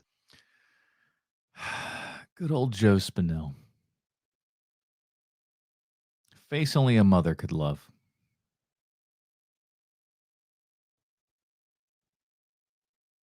We should not have watched this close to the witching hour and seen Joe Spinell's face like this. I apologize. legendary. But this was a surprisingly fun adaptation with a sound understanding of the original source material. Slumber Party Massacre from 2021 has absolutely no business going this hard. I love you. A reimagining of the classic from 1982 that is everything a good remake should be. I was not aware we have remade Slumber Party Massacre. Okay. Color me intrigued. An updated version of a great concept that has just become outdated over time. Looks like Driller Killer in there in the background. Abel Ferrara. No, but that's, well, speaking of Abel Ferrara. But no, I think there was a drill in the other thing as well. So Body Snatchers from 1993 is unbelievably good. It's got the highly stylized signature Ferrara look, a fantastic cast, and a fantastic setting. I wish army bases were used as the backdrop for more horror movies. Hell, I even ride for Invasion from 2007. Invasion of the Body Snatchers is something that's been remade so many times and everything. I still believe it's Don Siegel, right? For the original is still just kind of unparalleled. It's so good. I don't know that we need to. It's fine that we did them again, but there's no reason to. It can't be understated how much Nicole Kidman was cooking in the early 2000s. Between this and the others, god damn, neither one of these movies is available to stream, which is even more reason for you to start collecting physical media. Damn right. I found that dreaded Sundown from 2014, the original being more of a contemplative, slow burn. I remember seeing, I think we've all at least seen the poster for the original, The Town That Dreaded Sundown, with the kind of hooded killer and everything. Looks like Jason Voorhees in Friday the 13th Part 2, which is really interesting when you think about that, because that predates that movie. The hockey mask is predated in horror movies from a movie called there's a poster for it literally in the other room over here, and I can't remember. It's called Act of Vengeance, where there's a guy in an orange jumpsuit and a hockey mask that kidnaps girls and assaults them while singing Jingle Bells. Jingle Bells. He sings Jingle Bells as he assaults them. And then they get their revenge. But I've never seen either The Town That Dreaded Sundown. I just feel like I'm going to get disappointed. Slasher, this one definitely ramps up the energy. This is one of the best horror villain looks. One so iconic that even Jason Voorhees himself stole this look. The Crazies from 2010 is the only movie on this list that I would classify as better than the original. Well, I mean, it's better. I mean, better than a George Romero movie. How hard does that got to be? Dodging them bullets. Because I know you George Romero fans are a bit of a nutcases out there. So I get you, babies. I get you. Which is truly the highest. I tried to watch the first the Romero's Crazies, couldn't do it. It was just bad. Didn't care about the remake either. So of compliments, given that the original was done by George Romero, but this one just goes so much harder in the paint. One of the gnarliest horror experiences of the 2000s. Alexander Aja says, hold my beer. Hold my Stella Artois. I love a good movie sequel title gimmick, and 28 Years Later just came out, which fulfilled an incredible trilogy of title names. Now I'm hoping that this one makes enough money that they have to make 28 Centuries Later. I love incremented titles, and so like Ocean's 11 to Ocean's 12 to Ocean's 13 is a perfect series of those, even though 11 was already too many thieves. It was also great when they added to the number of Dalmatians, of Jump Streets, and These are great. Yeah, I do love when we kind of have that canonical sequel there and everything, the whole 10 yards past the whole 9 yards. And we got the new Now You Don't. Now You See Me, Now You Don't, which was another one that the last time they were just like, oh, yeah, was that what we should have named this? Yes, it's what you should have named it. Of whole yards. Most insane version of this is when the movie Two-Headed Shark Attack got a sequel, Three-Headed Shark Attack. Well, where else were you going to go? You don't skip over 3 and go to 4. That's unscientific.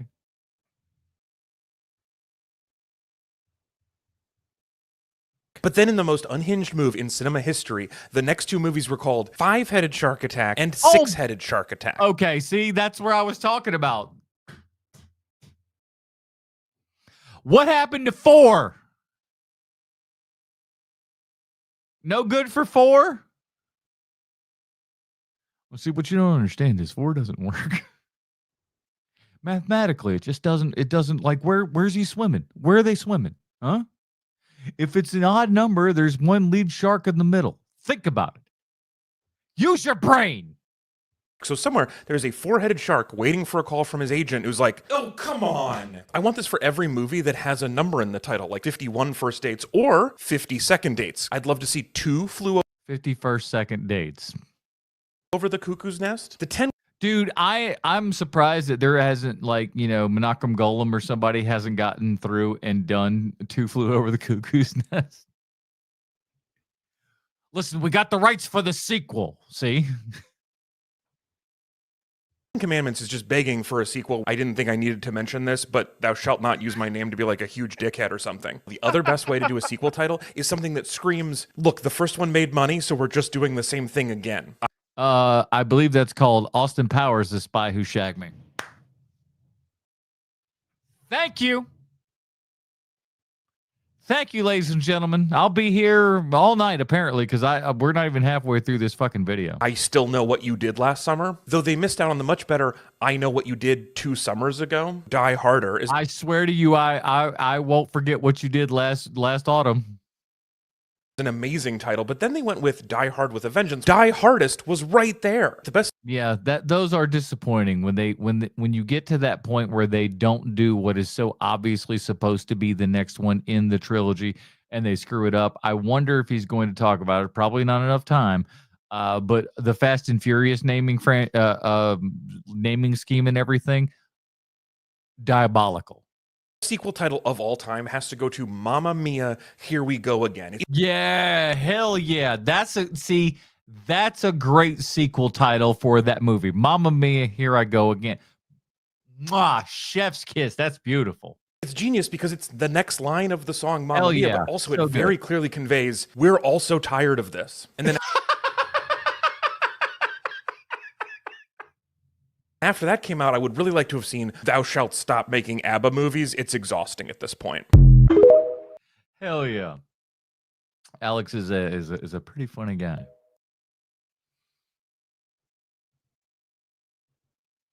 Just like Leisure Suit Larry, there is no 4. Is that right? There's no Leisure Suit Larry 4? Alex says, I just watched Six-Headed Shark Attack last weekend. That's because you're a man of high class. A high class man, as they say. A man of art and leisure. Come on, damn it. No, cinema etiquette is dead. Yes, that is true, and you can put together why I got this video. One of my favorite things to do is go to the movies. But every time I go, people do not know how to act. They have like no respect. How many of you have problems going to the movies because of the other people that are at the movies? Reminds me of the old bit from Clerks. This job would be great if it weren't for all the customers. The movie would be great if it weren't for all the other patrons. That is why I am so very, very happy when I'm the only person in the theater, and very, very upset if even another one person comes in, even if they're sitting like way back behind me or something like that. I'm still pissed. I'm just like, damn it, this was supposed to be a me time. For other people or the cinema experience in general. And this has caused me to come up with these rules. Like if I ran things, these are the All rules right, lay that it I think out for everyone us. should follow. See if I agree. I mean, some are a bit controversial, but I think it's time to share them. All right. Oh, So the most yeah. important rule, and probably one of the more controversial ones, would be what I call the lock-in, lock-out rule. Okay. So basically with the lock-in, lock-out rule, which is rule number 1, is exactly what it says. There's nothing more distracting to me that like when the movie starts, especially if like the movie This girl was sitting beside me, I'd be distracted, but that's for other reasons. has like a cold open or like something like just jumps right in, right? And there are people like shuffling into the theaters. They're like loud and noisy and disruptive, and We should kill those people. I got you. calling to their friends to find their seats, or like having their flashlights or phones out. I got a quick story about this. One of the funniest times ever, where there were people that were trying to find seats and stuff. We were in Orlando, going to see Minority Report. So we're in there to see Minority Report. It's there's a movie theater at City Walk, so there are a buttload of seats in this bad boy. I want to say there's probably close to 400 seats in this thing. And it's a Steven Spielberg film, man, opening weekend. So as you might imagine, bit packed and everything. And as people, there are no assigned seats or anything at this point. This is before that era. So everybody's kind of walking in. People are sitting, and everybody's getting there early, and people are walking in. And then there's this old guy comes in. He's got his popcorn. He's got his drink. He just got back from the concession stand. He's walking around. He's looking at everything. And all of a sudden, somebody goes, "Irv!" He looks up in the direction. And then the theater decided to have a little bit of fun with Irv. Because then you heard, "Irv, Irv, Irv, Irv." This poor old bastard was looking around everywhere. He was like, "What? Huh? Are we? I just wanted to find my friends." Poor guy. I think he's still wandering that theater to this very day. To try to find their seats, and then like moving in front of the screen. And to me, it's just like the most aggravating thing, because I understand a lot of people are like, oh, well, if the movie starts at 7:30, we can get there at 7:45 because of the previews and stuff. No. I don't believe in that. I believe it should kind of be like an airport thing where it's like, no, your plane takes off at 7:30, so you need to be in your seats at like 7:20. Amen. You close the door and you lock them out. You say, the plane has departed. The movie has departed. You go home now. At that point, you can still refund their ticket if you feel like it, if you want to be a nice guy. But you can't get in the movie theater. Got to be like that Hitchcock deal with Psycho. No one will be admitted, 5 minutes past the beginning of the movie, blah, blah, blah, because it'll ruin it. And here's the thing, man. There are movies that can do that. If you miss the first 5 minutes, I've been to at least 2 or 3 horror films where I've seen something happen on screen in the first 10 minutes, and then a couple of people come straggling in, and I'm like, they aren't going to know what's going on in this movie. And they don't. They don't, because it's just like, oh, you missed the opening bit. There was 20 minutes worth of trailers before this thing started. What's your problem? The latest, okay? These are all things that go within my lock in, lock out rule. So once the lights dim and like the previews attached to the movie start rolling, like the doors are locked. Yeah. Okay, you are like officially locked out if you have bought a movie. And then it needs to become like Demons. You ever see the movie Demons? Lamberto Bava's Demons? Get locked in the movie theater and everybody turns into a demon, and then eventually, you got to get out by helicopter. Ticket, and you didn't make it before the lights dim, like you forfeit your ticket, no refunds or anything. You should have been here she's earlier. hardcore. I She's do saying no understand that refund. there are like those previews that are like advertisements or like movie trivia. Those don't count, okay? Right. I'm talking about when the lights dim. When the lights go down. And those official movie previews that are attached to that movie start playing. When Don LaFontaine's voice starts, he's dead, so it's not his voice anymore, but you know what I'm talking about. The doors are locked and you are too late, okay? Just like, a flight, like it took off. Sorry, you should have been here earlier, right? Now, the controversial part does come with my, like, lock-in rule. All right, let's see what we got. I do feel just as strongly about people like getting up during the movie and leaving. Oh, okay. Okay. All right. Now I think I'm on board now. First, we are locking everyone out from coming in early, or rather late. So they can't come in late to the movie. And once they're in, she says, if you're in, you're in. Ooh, this is going to be controversial for some people. Some people might not like this. So this is where like my lock out goes into play, or my lock in, either way. Yeah, that's the lock in. So you're locking them out from coming in late, and you're locking them in from leaving during the movie. Listen to me when I say this. I am so on board with this idea. Brilliant. And here's the thing. If you just go like, well, I'm not going to be able to hold the bathroom. First of all, you should be using the bathroom before the movie starts. You should be doing that. So don't be that dumb. Second of all, I've gotten through 3 Lord of the Rings extended editions back to back in the theater, and not once during any of those did I ever leave to go to the bathroom. Only in between each movie did I go to the bathroom, and those suckers are extended and long as hell. So guess what? If I can do it and do it back to back like that, you can too. Quit being a baby.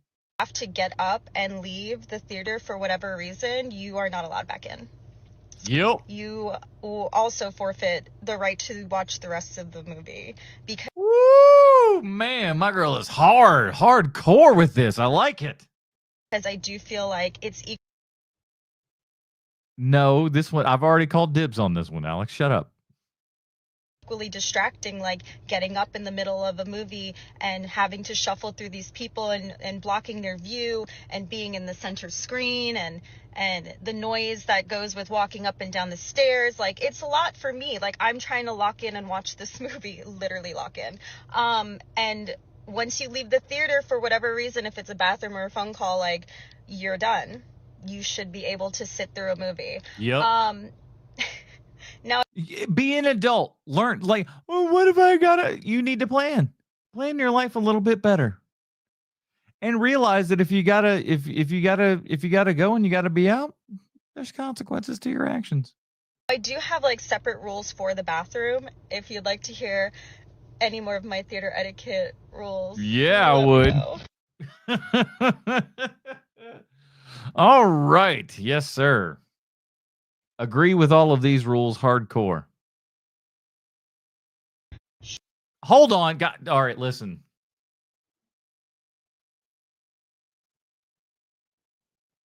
Okay, listen. Listen.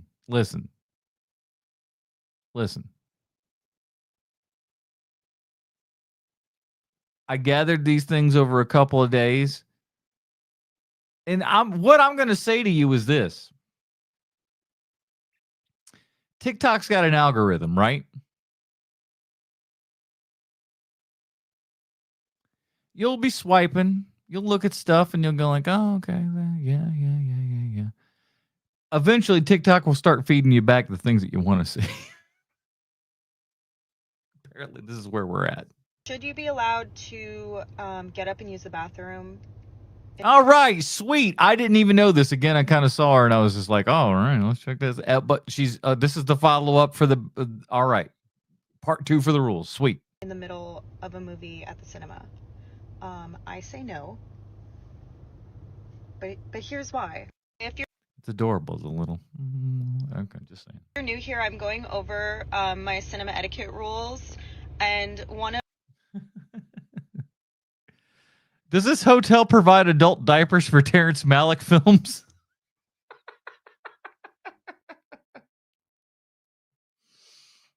Oh man. So one of it wasn't the movie that broke it, but it was one of the last ones that me and my ex-wife saw was the Tree of Life and everything. And we were the only 2 people in the theater. And during the movie, I can just feel the hate just emanate off her for this movie. The credits go, all of a sudden it just goes directed by Terrence Malick. And she like looks at the screen, throws her hands up and goes, "What the hell was that?" Looked at me, and I had to be honest. And said, I really liked it. It happens. of them includes This woman's theater rules just as good just as good as what are you talking about? Come on now. the lock in lock out rule, which basically states like once the movie starts, you are not allowed to leave, and if you do, you're not allowed back in. And so a lot of people are pretty upset about this because of the issue of having to get up and use the bathroom. Now, do I think that you should be able to get up and use the bathroom during a movie? Yes, absolutely. My issue is you just can't be coming back in once you're done. how people are acting at the theater's current day and time, okay? The way people are completely disrespectful for other people in public spaces. Agreed. And they are selfish in their own experience and only thinking about themselves and not how their actions affect other people. In my other videos, I keep like specifically saying I don't think it's unreasonable to ask someone to be able to sit through a 2-hour movie without having to get You wouldn't think. And I do firmly believe that the average person should only be using the bathroom like every 4 to 5 hours. And if you I drink a lot of liquids, so I bet like 2.5 to 3. You know, come on now. physically cannot sit through a 2-hour movie, you should go to the doctor because there's something wrong with you. Like that's not normal. You got incontinence. There's something medically wrong with you, and I don't mean that like in a joking way. I mean it in incontinence. That's what you got. It's like you have something wrong with you. Like that's concerning. However, visit your local urologist. The people in my comments seem to be saying like, well, you're not going to stop me from using the bathroom because I like to have my 3 beers and extra large soda.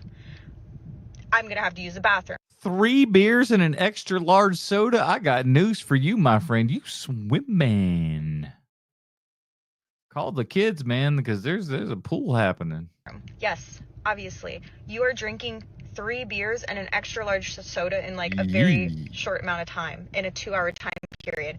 you're gonna have to use the bathroom. But that like brings me to this whole point here. So I am a smaller person, which means I have a smaller bladder. Okay, don't tell.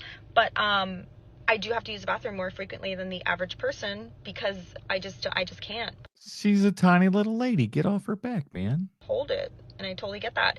So I don't drink an extra large soda at the theaters. I don't drink 3 beers and a soda when I know I'm about to. I drink 3 beers and a soda. I piss my pants all night. I drink 3 beers and a soda. It ain't got me feeling no right. Sit down for 2 hours and watch a movie. Do you know what I mean? Because I know. And anyone that talks on their cell phone, the seat ejects them out. Agreed. I had to scream at somebody the other day for having their damn cell phone on in the theater. They were in like the second row, dude. The second row, when you're popping on that cell phone at full brightness, you're a monster. No, I'm going to have to get up and use the bathroom, and I'm thinking about other people in my space, and I'm not trying to like get up and be like, excuse me, pardon me, shuffle. That's another thing that people don't think about, is that like, and it's the problem that we have with society, is that people aren't thinking about other people. It's like, yes, when you get up and you've got to go to the restroom and stuff, especially if you're like in the middle there and stuff, you're going around people, then you're coming back and everything. The problem is that people aren't ashamed to be, have no shame. They have no shame. They're just like, I'm going to do what I'm going to do and screw anybody else who doesn't like it. That's a problem. We don't think anybody else do account in society anymore. Through have these poor people like crouched in their seats like mid-movie to then have to do it again for me to get back into my seat. I don't want to have that experience with other people, so I don't crush a lot of liquids before or during a movie. Don't be crushing them liquids, y'all. Do you see what I'm saying here? Yeah. It's about thinking about other people. Now, obviously there will be accommodations in my imaginary theater that doesn't exist with I'll open up that theater with you. these rules that are just hypothetical. Let's keep that in mind before you yell at me. No, these are real rules and you just made them up and they're implemented between all the theaters. Now I'm upset. I will have specialty seating for accommodations for people who cannot sit through a 2-hour movie because We call them the Hannibal Lecter chairs. they have medical issues, they have physical issues, or they honestly do not believe they're able to sit through a 2-hour. Ship them to China. Ship them out of here. We don't want them. Movie. I will have seats that you need to reserve, and they are going to be the seats that are closest to the aisle, just the end seats. There'll probably be 8 seats total, okay? Like 2, and then on the other side 2, and it's going to be like nearest to the hallway. So if you do need to get up and use the bathroom because you physically cannot hold it or you don't believe that you can. Well, once you're out of that building, you can't get back in. Suck it. Get these seats and very discreetly slip into the hallway, go to the bathroom, and then come back into your seat. You don't have to worry about disrupting other people. You're not in the middle of the screen, and you're not having to shuffle through these people, getting your bag, tripping over stuff in the dark, okay? The sad thing is, though, again, this is like my imaginary theater where everything is beautiful and nice with all my rules and stuff, right? And I have these like seats that you need to reserve for people who I do believe should be able to enjoy a peaceful theater experience filled with love and respect and joy, but they just like need to use the bathroom more frequently than others, right? I know already, even though this is not real, there will be people who are going to be abusing my rules. You're a monster. And I would really hope that they wouldn't, and that these like reserved seats would only go to people who truly. You know that wouldn't be the case. You know that wouldn't be the case, man. Do you know how many people in this world think that tell everybody that they're gluten intolerant? I'm gluten intolerant. No, you're not. You're an asshole. I got this gluten thing. Have you someone as a medical professional talked about this gluten thing? No, but I feel bad when I eat the gluten, so I don't do that no more.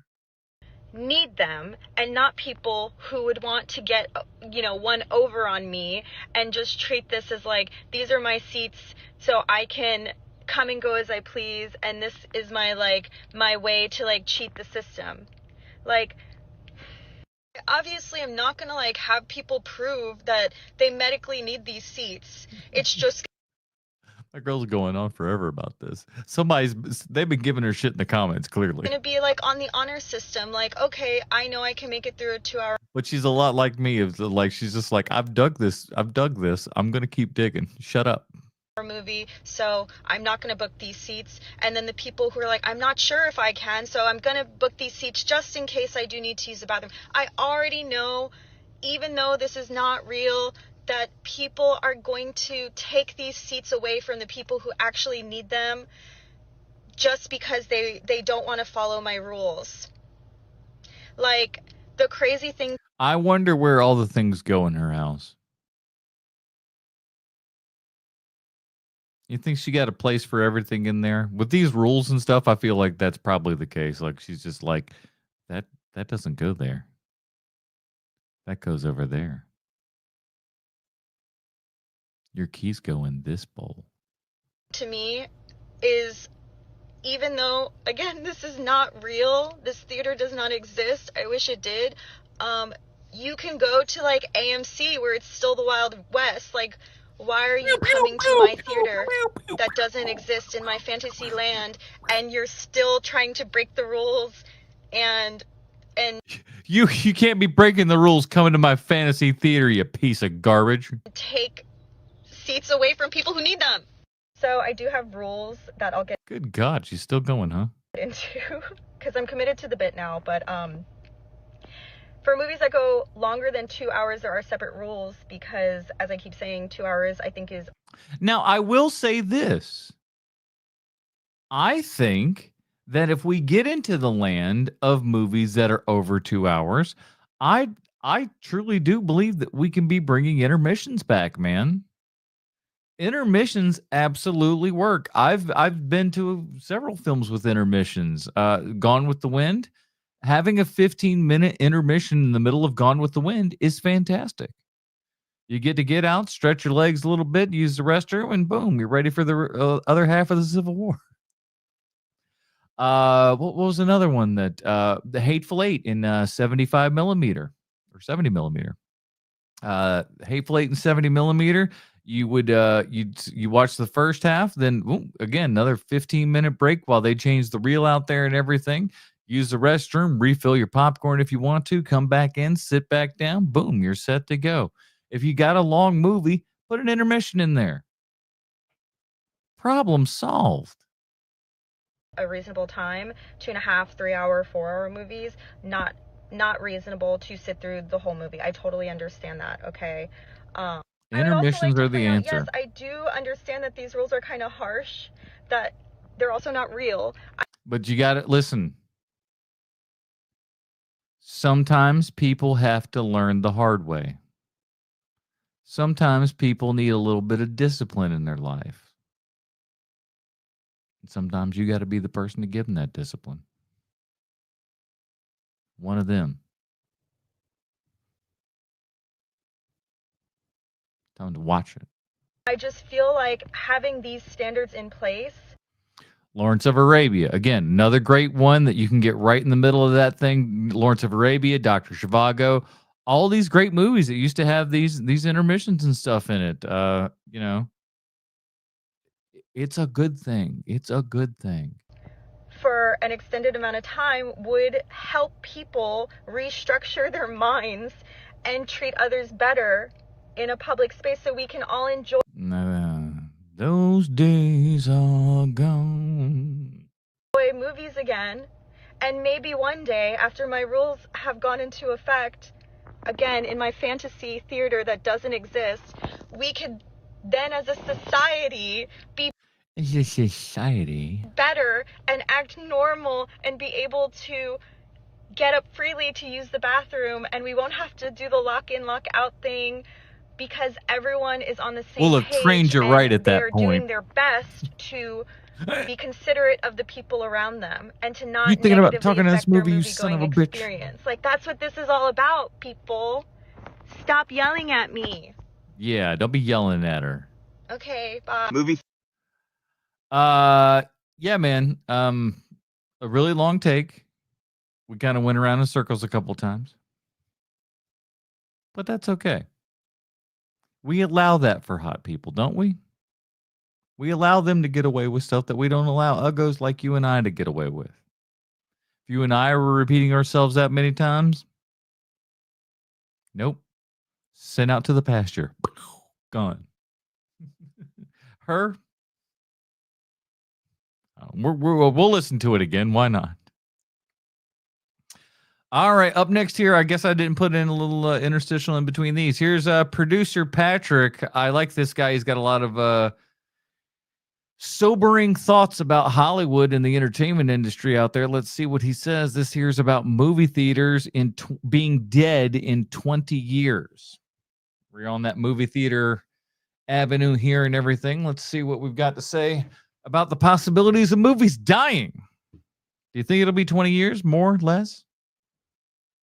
Theaters have 20 years left, maybe less. That's what half of U.S. cinema executives Hey, just I've been admitted there. in a new industry survey. Hi, it's producer Patrick bringing you the latest in the ever-evolving film and TV industry. According to a new poll, over 50% of executives believe the traditional movie-going model won't survive another 2 decades. And you've heard me say it many a time here on this channel. And it won't survive if you guys don't understand that you are in a volume business. Movie theaters are a volume business. Lower your prices, get more asses in seats. Again, I used to be a movie theater manager, and guess what happens during the day during a movie theater? We show movies to empty houses. No one's in there. We're spending electricity. We're spending manpower. We're spending, everything in between, and we're not putting asses in seats. If movie tickets and stuff were cheaper, asses would go in seats. Hollywood and movie theaters would continue to start earning money again because people would start going. But you gotta lower the prices. I don't know what any other way to tell you. And if you want to, participate in your own downfall, this is indeed the way to do it. Just ignore it and do whatever you want to and watch it burn. The reasoning shouldn't surprise anyone. They're Sky-high stupid. ticket prices, shrinking theatrical windows, and the rise of streaming and social media. One executive told Variety that warehouse-style multiplexes are already fading. They need to. This is the problem. Going to the movies used to be a special thing, but it was a special thing that was done for people that were everyday working class.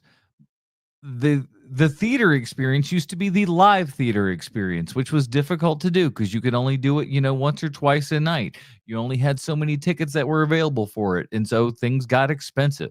Movie theaters allowed them to do one performance, record it, and then show it everywhere. Not only at this theater, but multiple theaters, multiple times a night. Nobody gets tired or anything else like that. You can continue to do it over and over again because there's no longer a large amount of overhead. Now you can actually just speed run through this bad boy and do the production once and keep making money all the time. It's a genius plan, the movie. But now we're charging, maybe not Broadway prices for movie theater tickets, but local stage production costs for movie tickets and stuff like that. If your local playhouse put on Les Mis, you'd pay the same amount of money. And without reinvention, they're unlikely to survive the next generation. It doesn't need reinvention. It needs a rebirth. It needs a revitalization. It needs a shakeup, but that's only going to happen when they decide to do that. One solution may lie in boutique theaters. Think interactive events.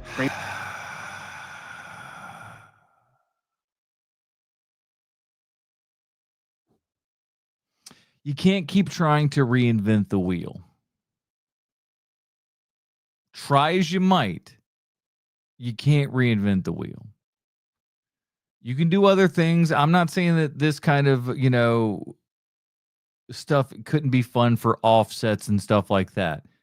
But like the premium movie going experience needs to be an occasional thing, not the new rule. again, you guys going up to this premium thought process and idea and everything isn't making ticket prices smaller. It's making them larger. It's cutting into your actual profits, and it's cutting in from you having, an actual, what's it called? A good business model. Crazy idea. Premium seating, dinner and a movie combos. Not just watching a film, but a fully immersive experience. Meanwhile, challenges still Someone persist. comes out and punches you right in the face and just says, "Thanks for your money, bitch." Home entertainment keeps improving, and the theater experience becomes less and less. That's what I wanted to tell the last girl. I've got a home theater and everything where I set all the rules and whatnot. So if she wants to, Appealing. Recently, director Martin Scorsese even admitted he doesn't even want to go to the theater anymore. I'm not going to the movies anymore because I can't see over the seat that's in front of me. Because patrons are just rude. So True. Theaters must evolve fast. Because the next generation isn't just picking between blockbusters, they're picking between screens. And if nothing changes, well, the credits might roll a lot sooner than we think. Yeah, I think that's 100% true. But you got to care, and I don't think any of them care anymore. I think they all have visions of dollar signs in their heads as opposed to, and it's the wrong kind of dollar signs. I don't want to say that like, oh, you can't make money in this business, because I believe that you absolutely can. It's just I don't think that Hollywood is aware of how to do that properly anymore. As always, would love to hear your thoughts. Thanks, producer Patrick. As always.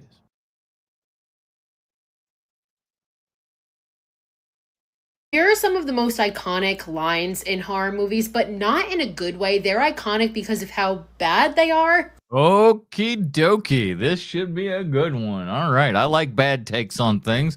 These are bad lines, I guess, in horror films. Most iconic lines in horror movies.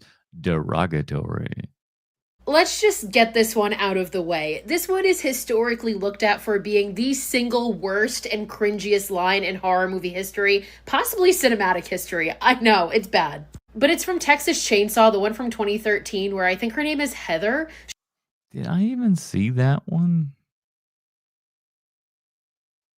I don't think so. I don't think I saw. I mean, I saw the Platinum Dunes one, but that's about it. She just looks at Leatherface and hands him his chainsaw and is like, "Do your thing, cuz."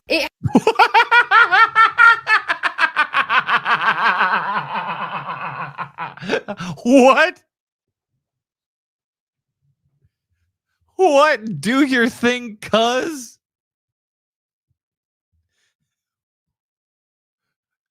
Okay. Has nothing to do with the actress because there is no delivery on earth that could have made this line not cringy. Next, another one that people talk about a lot. Oh, I don't know if she'll know the origin to this or not, but this is one of the greatest moments in cinema history, and we're recreating it to some degree or another in the remake, reboot, sequel, whatever the fuck it's going to end up being. I still don't know what you did last summer. I swear to God, if you do it again, we'll kill you. Isn't that the full title? And it's funny because it's arguably like the most iconic line in the whole movie. What are you waiting for? But what are you waiting for from I Know What You Did Last Summer? And it's so bad because it was literally directed by a minor child. Yes. Yes, she knows the story. A small kid won a contest and made her do this. Jennifer Love Hewitt's going like, what's this 13-year-old telling me how to do this thing? And they put her in this top. God bless this 13-year-old. You the real MVP, boss.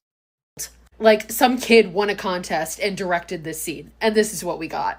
Next is from the Wicker Man remake, which I think that whole movie's chock-a-block full of awful lines. The bees. Why did it have to be the bees? How did it get burned? How did it get burned? When he pulls the gun on the lady on the bike and tells her to get off the bike. When he punches the big lady in the face. Just countless great lines in The Wicker Man. this is one of the worst remakes in history. It's very And by worst, we mean best. Very bad. And this one I think does kind of have to do with the actor because Nick Cage is not a bad actor, but his delivery in this is just, I'm just going to show you. Yeah.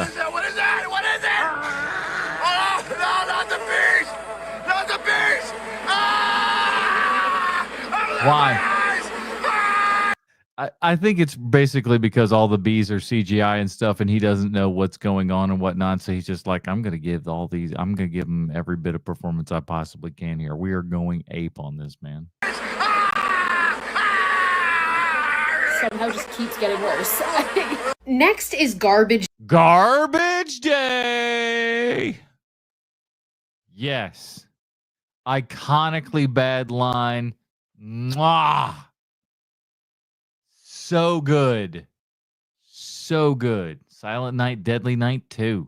Day from Silent Night, Deadly Night 2. If you haven't seen this movie, it's not a good Do movie. yourself And I a think this favor. line single-handedly makes it a horror comedy. Like, that's how powerful this Garbage Day line is. It just invalidates the rest of the movie. Next, I have the iconic line from You don't piss on hospitality. Troll 2. I truly don't even know if I've ever seen this movie, You should see it because it's fantastic. but I have seen this line, and I'm going to show you. They're eating her. Oh my God. Man, this whole movie is chock-a-block full of amazingly bad lines. Troll 2 is just like filled to the brim.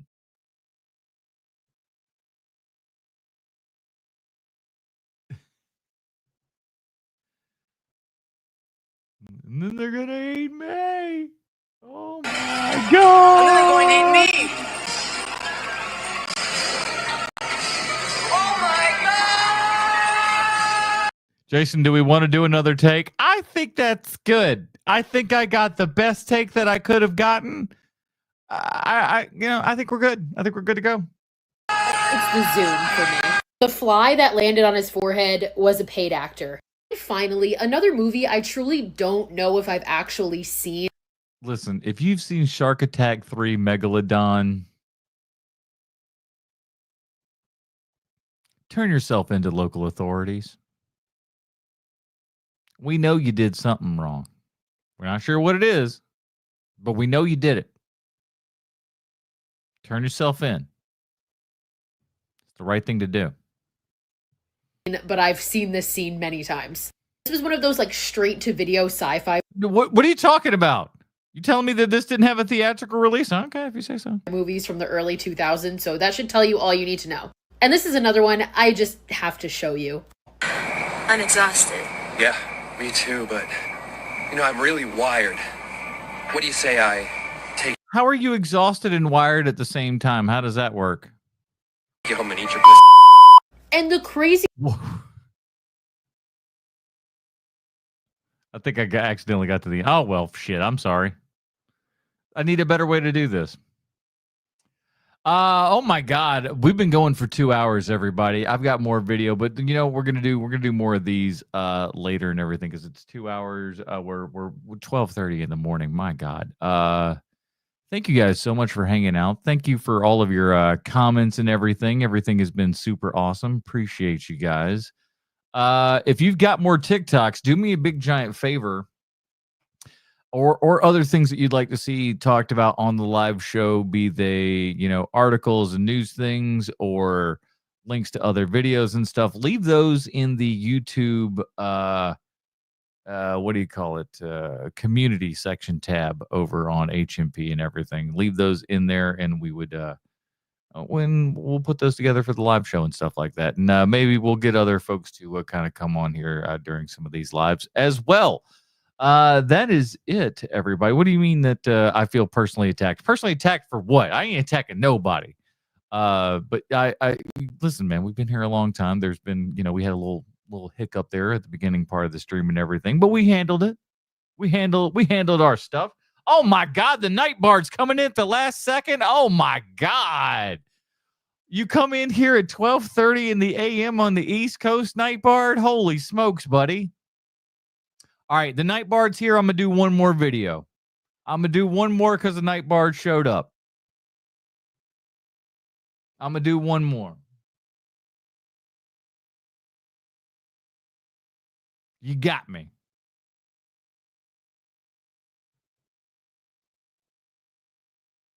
Let's see what Craziest thing just happened. I just went to the movies alone. And I go to the movies alone all the time. And let me tell you something. Learning to go to the movies alone is the smartest thing that you'll ever do. Number one, you're going to save money. That's first and foremost your biggest thing, is that, you know, it's expensive enough to go to the movies, as we've been talking about this evening, but it's a lot more inexpensive if you go by yourself. And you just got to, once you get over the like, oh, it feels weird not going with other people and stuff, it's fine. Just, you know, be an adult. You'll be all right. no one cared. What? Yeah. Nobody cares. No one's looking at you. I will say this though. One of the first few times that I went to a theater by myself, I remember this was I was living in Orlando, going to the City Walk. And again, you got to park in the big kind of thing. This is like right before Universal Studios there and all that kind of good stuff. So I'm parking in the parking lot there and everything. And as I'm walking up, I hear somebody say something about somebody going to the movie theater, like somebody calling out. Essentially, I thought that it was me going to the movies by myself and everything. And for me, I thought like, oh, this is the best. What are you talking about? This is the best thing ever. I'm going to deal with nobody. I don't have to worry about anything. It's great. All right, that one was too short. We're gonna do another one.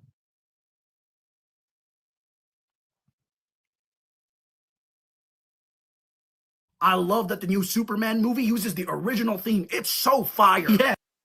Okay.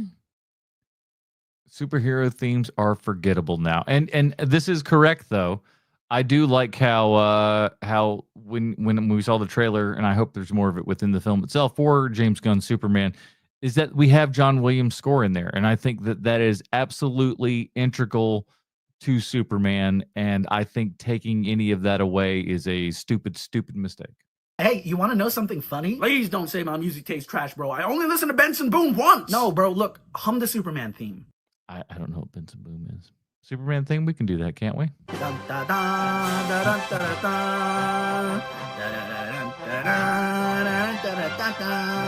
Okay, now hum the Batman theme.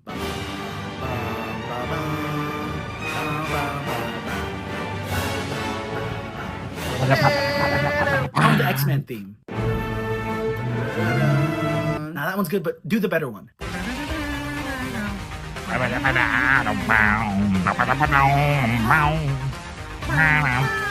Okay, now the Spider-Man one. Which one? The best one.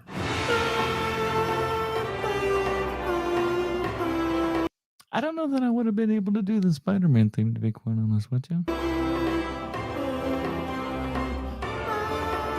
I like, yeah, there's definitely the congas in there.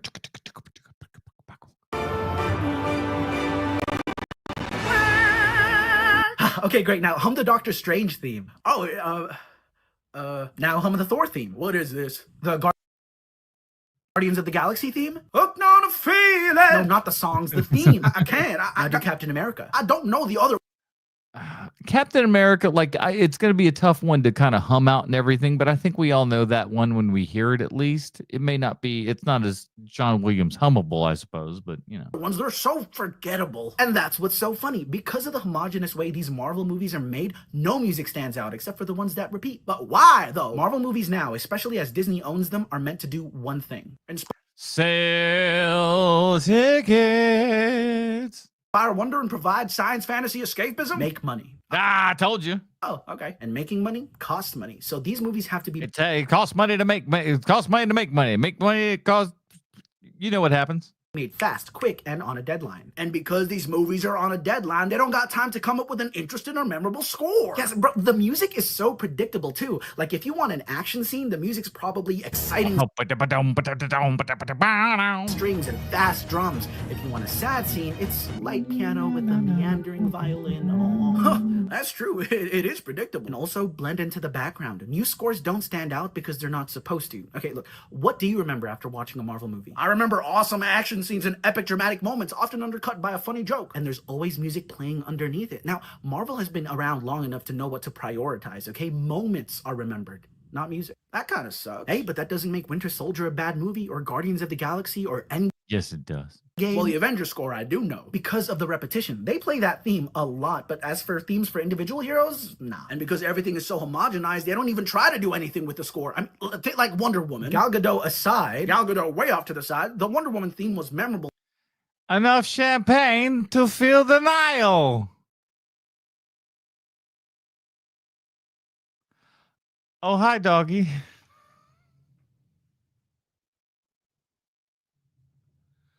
Man.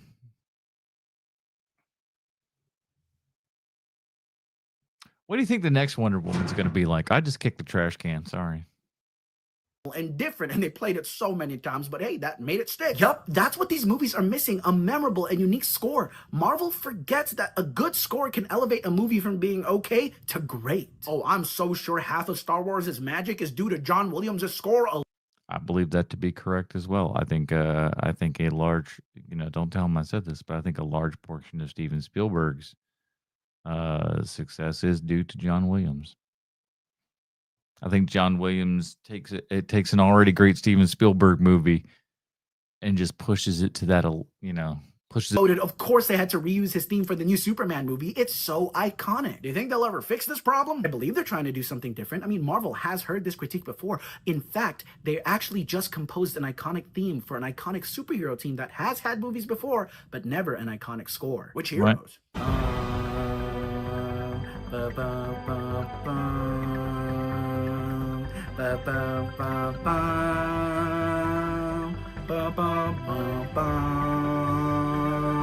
You know it, come on.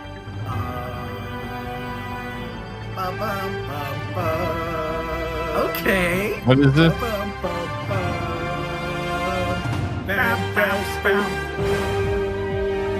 Yo, bro. Oh, it's so catchy. I love it. That theme is fantastic. What?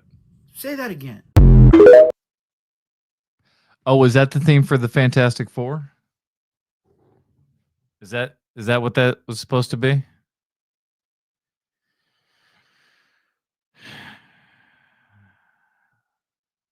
I am trepidatious about that Fantastic Four movie.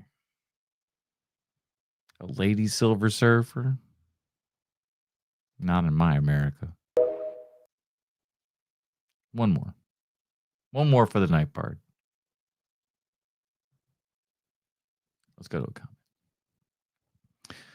I think your probably means it reminds me of the Star Trek episode where Kirk and Spock go to that alien planet, and then Kirk meets his beautiful woman, and then he and Spock barely escape. Then Kirk makes a funny joke right at the end. Well, it turns out, Spock, I almost killed you in this hand-to-hand combat that we've got here in Ponfar, is it called? I think this movie got screwed over by its marketing. I believe that is 110% correct. I didn't have anything spoiled for this movie, and it totally rocked my socks off, dude. I think this movie also got screwed. Trying to see what it is. I can't quite tell. By its marketing, and for the exact same reason. See, both of these movies are based entirely around twists that were revealed in the ads for the movie. This is why I keep telling you people, stop watching trailers, dude. And if you're in a movie theater and you're like, I can't get out of here, and the trailers in the theater, and I can't leave. You can stop looking. Stop looking at the screen. Close your eyes. If you got to pretend like you're, a little bit special and plug your ears and start, you can. People going to think you're crazy, but as long as you're not doing that when the movie starts, you're probably fine. But stop watching these trailers. Or if you're going to watch a trailer, watch a teaser trailer and don't watch the full trailer, because guess what? The full trailers do nothing but ruin the movie for you. Show you all bits and pieces that you don't want to see. The amount of horror films that I have walked in on this year that I haven't seen frame friggin' one before I came in is fantastic. And you know what? The majority of those experiences going into those films turn out to be pretty good because I don't know nothing. The first movie I pointed at was a sci-fi horror thriller called... Fantastic movie. Check it out if you haven't. We're probably going to be spoiling it in the next 5 seconds if you know nothing. Called Companion, and everybody who went to see it loved it, but nobody went to see it. Again, big giant problems with this stuff. We have quality things out there, and these are things that I am ranting about all the time, is that there are good movies out there. There are things that are out there that are certainly worth seeing and going to the movies for. Abigail, that's the other one. I didn't see that one, so I couldn't tell you. But yes, campaign, like these movies are good, but no one's going to see them because you didn't promote them out as well. Now, luckily for them, these movies don't really cost much of nothing, so they can probably be profitable easier. It's the Infinity Wars and stuff that you got to worry about. The second was a horror thriller called Abigail. Exact same thing. Gotta watch that thing. I know that's streamable some places. This one lost money. Both of those films are in the one genre other than superhero stuff that is still profitable to make. And again, a lot of people don't have to spend a whole bunch of money to see those things. Megan, as I mentioned on the last stream and everything, cost $12 million to make and made like $168 million worldwide. It's ridiculous. This is how Hollywood should be making movies: is high concept, low budget, big reward. Which is mid to low budget, high concept horror stuff like Megan. See? This movie made, I think, $200 million on a $10 million budget. And I use that as my comparison on purpose because both of these films are much better executions of the same general idea. If you want to go watch Abigail or Companion and are afraid of being spoiled, move on. But that actually ties directly into my point. All right, I haven't seen Abigail, so I'm not gonna I don't want to get spoiled. But yeah, I definitely think that trailers are spoilerific. They're terrible. They don't need to be there. We need to have kind of just bring back a little bit of mystery, a little bit of intrigue. Again, I think teaser trailers are fantastic. When the episode 7 teaser trailer came out, it was perfect. It just it gave me a sense of what I wanted. It was just like, here's a little bit, here's a little bit. It was just a taste of everything, a visual teaser, a little bit of sound in there with all the familiar Star Wars bits and stuff like that. It was enough to get your blood pumping and saying, oh man, there's another Star Wars coming. I'm excited for a Star Wars movie. But you didn't see plot points. You didn't see, large character moments. The biggest thing that you got was Han Solo at the end just saying like, hey, Chewie, I think we're home. And it was just like, oh my God, that was kind of that moment and everything. That's what we were looking for. And I didn't want to see any other trailers post that, and I didn't. And you know what? I think I enjoyed the movie a lot more on account of it. And I think that other people would do that as well. Apparently, Abigail is quite recommended. So I definitely will be checking that out whenever I possibly can. That's going to do it, everybody. Like I said, we've been going on for quite some time here. I have a couple of more of these TikToks available and stuff like that, but we'll cover those at a later date as we've been going for over 2 hours here. Well over 2 hours if you count the 15 minutes of screw up time that we had for the first stream in the beginning. So either way, again, thank you guys so much for hanging out here, chatting in the chat room. It's so lovely to have voices that are coming back and talking and chatting and all that kind of good stuff. It makes me feel like I'm not just screaming into the void, and that makes all the difference in the world. I won't lie to you. So, but do me a big old giant favor, if you will, is if you're still here, like this video, comment on it if you can in the latter half and everything. Of course, subscribe to us, put on that bell notification so you know when we're going live. Just for an update for you guys and stuff as well, since you are still on here and listening. If you want to listen to our live show, we'll actually be doing that this Saturday. I'm not sure what time as of yet that we'll be doing that. So, but instead of our normal recording on Sunday, we will be recording HMP on Saturday this week. And of course, we'll be talking about Trading Places, our last in the 80s Eddie Murphy movie marathon month that we've had. And if you don't know, now you're gonna know, is next month we got the new Fantastic Four movie coming out in theaters. So we're gonna be watching that, and in turn, we're going to be watching all of the other Fantastic Four films. Oh Lord, that's gonna be rough. This might be a rough month ahead of us for June here, so we're going to need your love, your care, and your support. And you do that by, liking this video, subscribing, doing all those things. And if you're a really awesome dirty baby, patreon.com/HMP. But I'm fairly certain that the majority of folks that are in this chat and everything right now are people that are over on the Patreon. So you guys know that we love you a whole bunch over here. Again, leave suggestions and things like that in the YouTube community tab, in the YouTube app and whatnot.